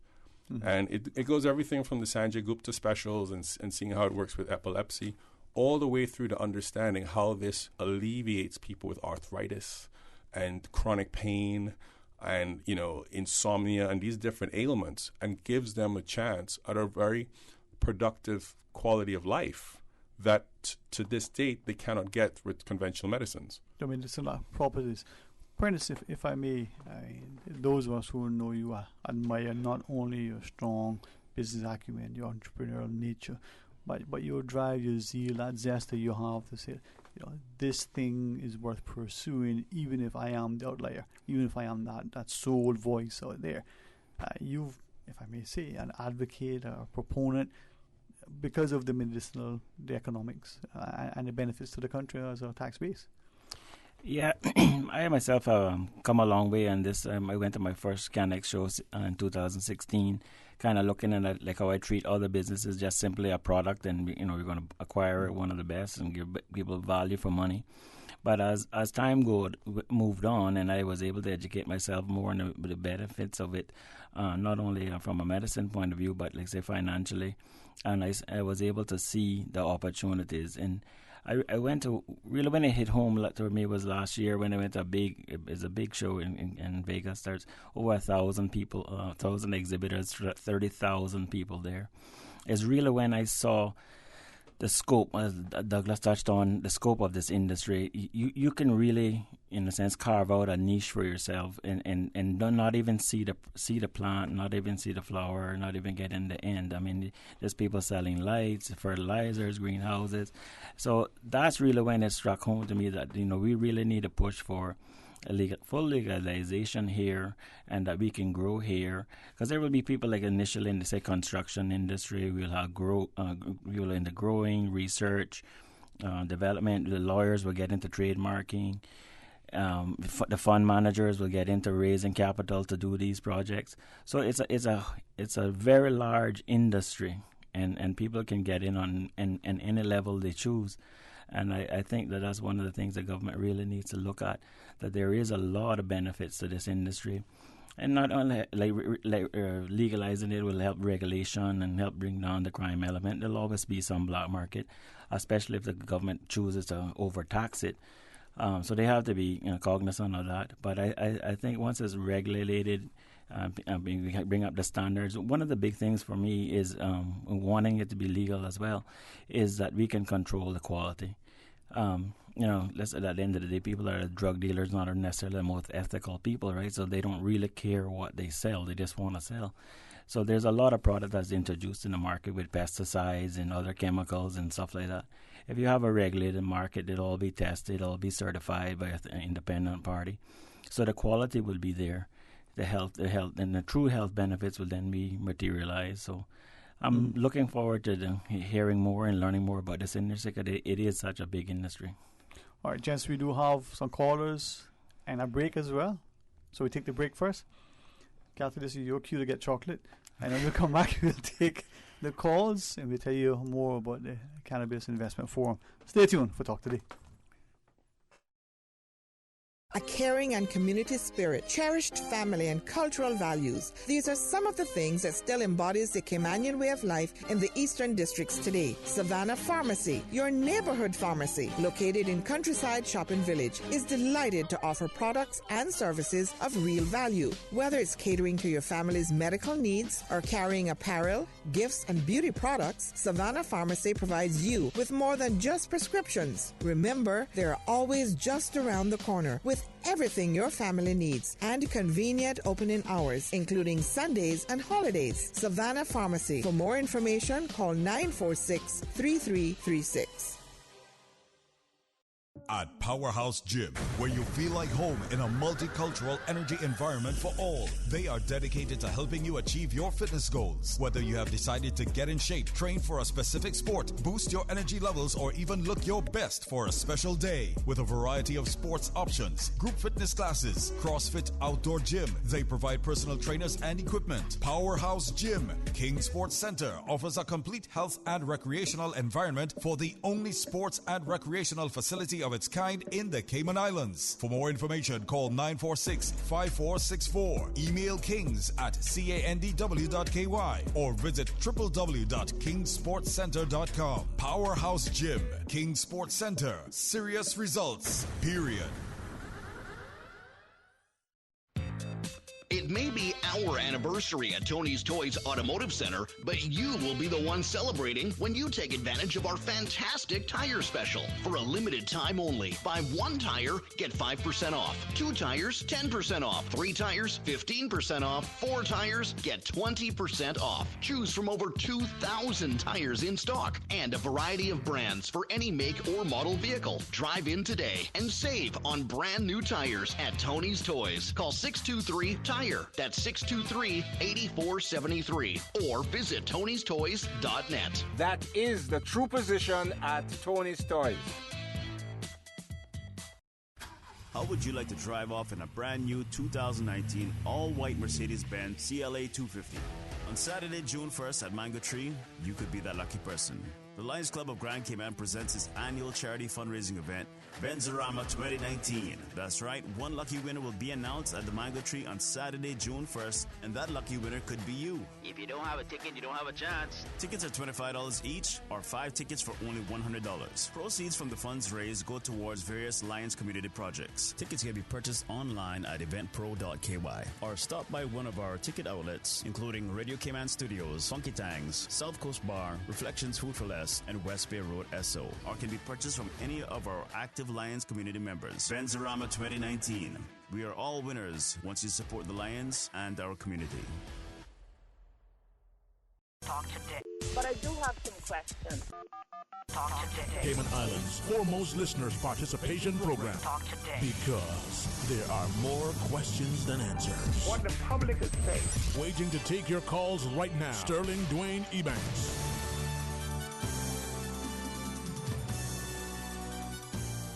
Hey, good afternoon. Welcome back to Talk Today. Thanks for joining us. And have a few minutes to tell you some more about the Cannabis Investment Summit, Prentice Pannon, together with Douglas Gordon. Gents, we do have a call online. Let's see what shakes in this tree. It may be a coconut. It may be a mango. Hey, welcome. Good afternoon. You're on Talk Today. No, coconut or mango.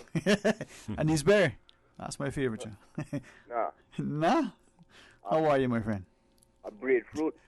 Gee, good, even better. We at the top, when it drop, it splatter. Yeah, I mean, sorry, this all sounds familiar to me, not true, Mr. Dwayne? Boy, sounds very familiar indeed, yeah? Not true, yeah. But I'm very glad. I'm very glad to have such, highly intellectual people bringing it up, Mm-hmm. To thank you to your guests and thank you to the other fighters for these freedoms that we think we lost. But it's one thing I would like to bring in about that. If that ever happened here, I have a sorry, I didn't want to tell you this ever, but I have a device here that I know how to charge my phone just off of the plants. Mm-hmm. I made myself. And one of the things is that it uses a 9-volt battery, right? So I went into the schematics of how you make a battery, and it came to find out that lithium ion that can be replaced by the hemp fuel. Okay. Mm-hmm. So that and gasoline is what I would be, what you call a can of man. That would be what I would be trying to sell or to get a product out there. Mm-hmm. Because what we call in the green movement up in the States, I'm sure this is what they're trying to say. And even the DEA, they said that they want more cannabis growing to help with the opioids. And like I tell you in the beginning, Mr. Ford, his car was meant to run off a hemp fuel, biofuel. His car was made from the fuel. So what's holding us back? Tell me what I would like them to answer. Really, what's holding us back? I'll touch on some of what you said. Thanks much, man. I agree with you that we need to move forward. I heard a doctor express it this way. It's not abnormal that we want to change to legalization. What's abnormal is that for 100 years, approximately, it's been illegal. It's been legal and used beneficially for thousands of years. And I think we just got to go back to the normal and the right thing. There is definitely a lot of uses for hemp products, cannabis products, and there's a lot of industries that could be created. And you touched on, you have an invention. That's one of the things I want, to have a legalization here in Cayman, so we can do the research and we have good trademark laws and patented laws, and we can hire those lawyers and you can hire those fund managers to raise the money to get your product to market. So like I say, it's a lot more than just the end stage of the plant or the flower. So thank you for your kind words. Yeah, thanks very much, man. And I believe we have another caller. Nope. Okay. Well, Douglas, from that perspective, then, if I may ask you, this investment summit? Tell us more about it. I mean, when is it? Who should be there? Sure. It's taking place tomorrow from 2 to 6 p.m. at the Westin, Grand Cayman. And it's really targeted toward, entrepreneurs, investors, lawyers, bankers, and anyone who has an interest in understanding more about the industry. What we've done is we've assembled, panels and speakers of people who have direct expertise in the industry. So you move away from the theoreticals, you move away from the conjecture, and you're talking to people who can give you, anecdotal and other knowledge about what they've gone through in the process. So even if a person who's contemplating, they may be already along the journey to say, I want to invest in this sector, it proves beneficial because as we saw in Trinidad and even in Barbados, there were people that came to the summit who had already determined they're going to invest in the segment, in the industry. But they learned so much by sitting there that, they really came after and said, wow, there's so much that I did not know that I did not know I did not know. And so, it really runs the gamut from the person who says, what is this thing everybody's talking about? I want to learn and understand it more, all the way through to the person who says, you know what, I've already decided we're going in. And this gives them direct access to people who are in it, from operations to distribution, product formulation, actually investment companies that are investing around the world, so that you can really glean from what's happening and hopefully short circuit any potential errors in application and process, so that you can be better positioned to get into it yourself. With that, then, are we looking at, for some, from the would-be investor to that maybe the layperson who may have an idea, a steep learning curve? We talked about the science initially. Is there a steep learning curve of how to navigate this new market? Well, here's the thing: you have as much as people look at this very seriously, you also have that wink, wink, nudge, nudge. It's ganja, right? Yeah. And the reality of it is, this industry from a medicinal perspective is quite complicated. The cultivation regime, the compliance, the regulation, and when you understand that, we have a guy named Balram Vaswani from Kaya in Jamaica coming. When he tells you how many times he gets tested every week, and visited by the Cannabis Licensing Authority in Jamaica every week to check his product, you understand how complicated it is and the standards that go into ensuring the finished product is up to a standard that humans can ingest with a great deal of confidence that what they're getting. And so, again, when people understand that, it becomes a little bit more...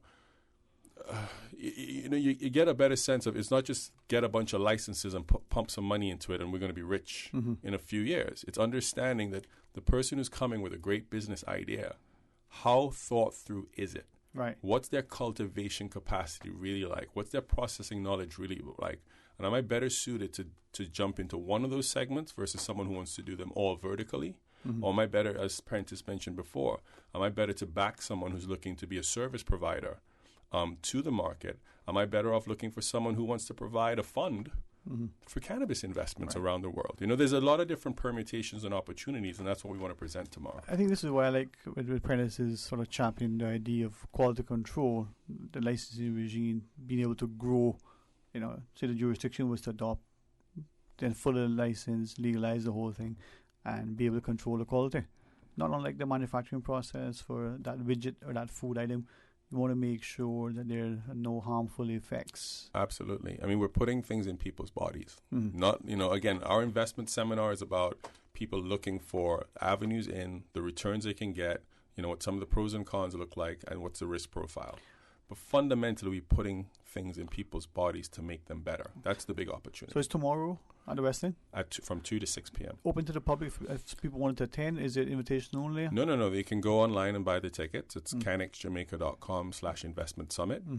And they're $199 US each. But trust me, the people that we have speaking there and the knowledge you'll get. We also have a couple of companies that are actually going to pitch their business propositions to raise, it's a direct investment opportunity that will be presented. So it's a good range of content relevant to the industry. So your flyer talks about policymakers as well as practitioners, as well as medical practitioners, lawyers. Who are some of the presenters? What are we have Wayne Isaacs, who's the CEO of a company called Green Stripe Naturals. And that operates in Canada and Jamaica. We have Balram Vaswani, who I mentioned already, from Kaya Inc. We have Tushura Gibbs, who's the CEO of Zimmer & Company, a distribution company in Jamaica. We have John McMullen, who's the president of LGC Capital, based in Canada. They have investments in Jamaica, Australia, Africa, Europe, a few different jurisdictions. Prentice is going to join us, thankfully, and he'll give us his perspective on what's happening here in Cayman from a practical perspective. I think that's more or less the range of people we'll have, but we'll have also, like I said, some pitches there, so you really get an understanding of how people are putting their companies forward and what some of those returns could look like. And it can be significant, Prentice. Yeah, I think so. Having, like I said, attended two of Douglas's seminars, conferences. It like I say, was really eye-opening. The quality of the speakers and the depth of their knowledge. So I can attest to that, and I'm definitely looking forward to hearing everyone speak tomorrow. And I would wholeheartedly like to invite everyone to go online and get their tickets and see us at the West End tomorrow. All right. But Douglas, it is changing landscape economically and politically. Absolutely. We see the social pressures being, sort of brought to bear on many of the Western nations. Mm-hmm.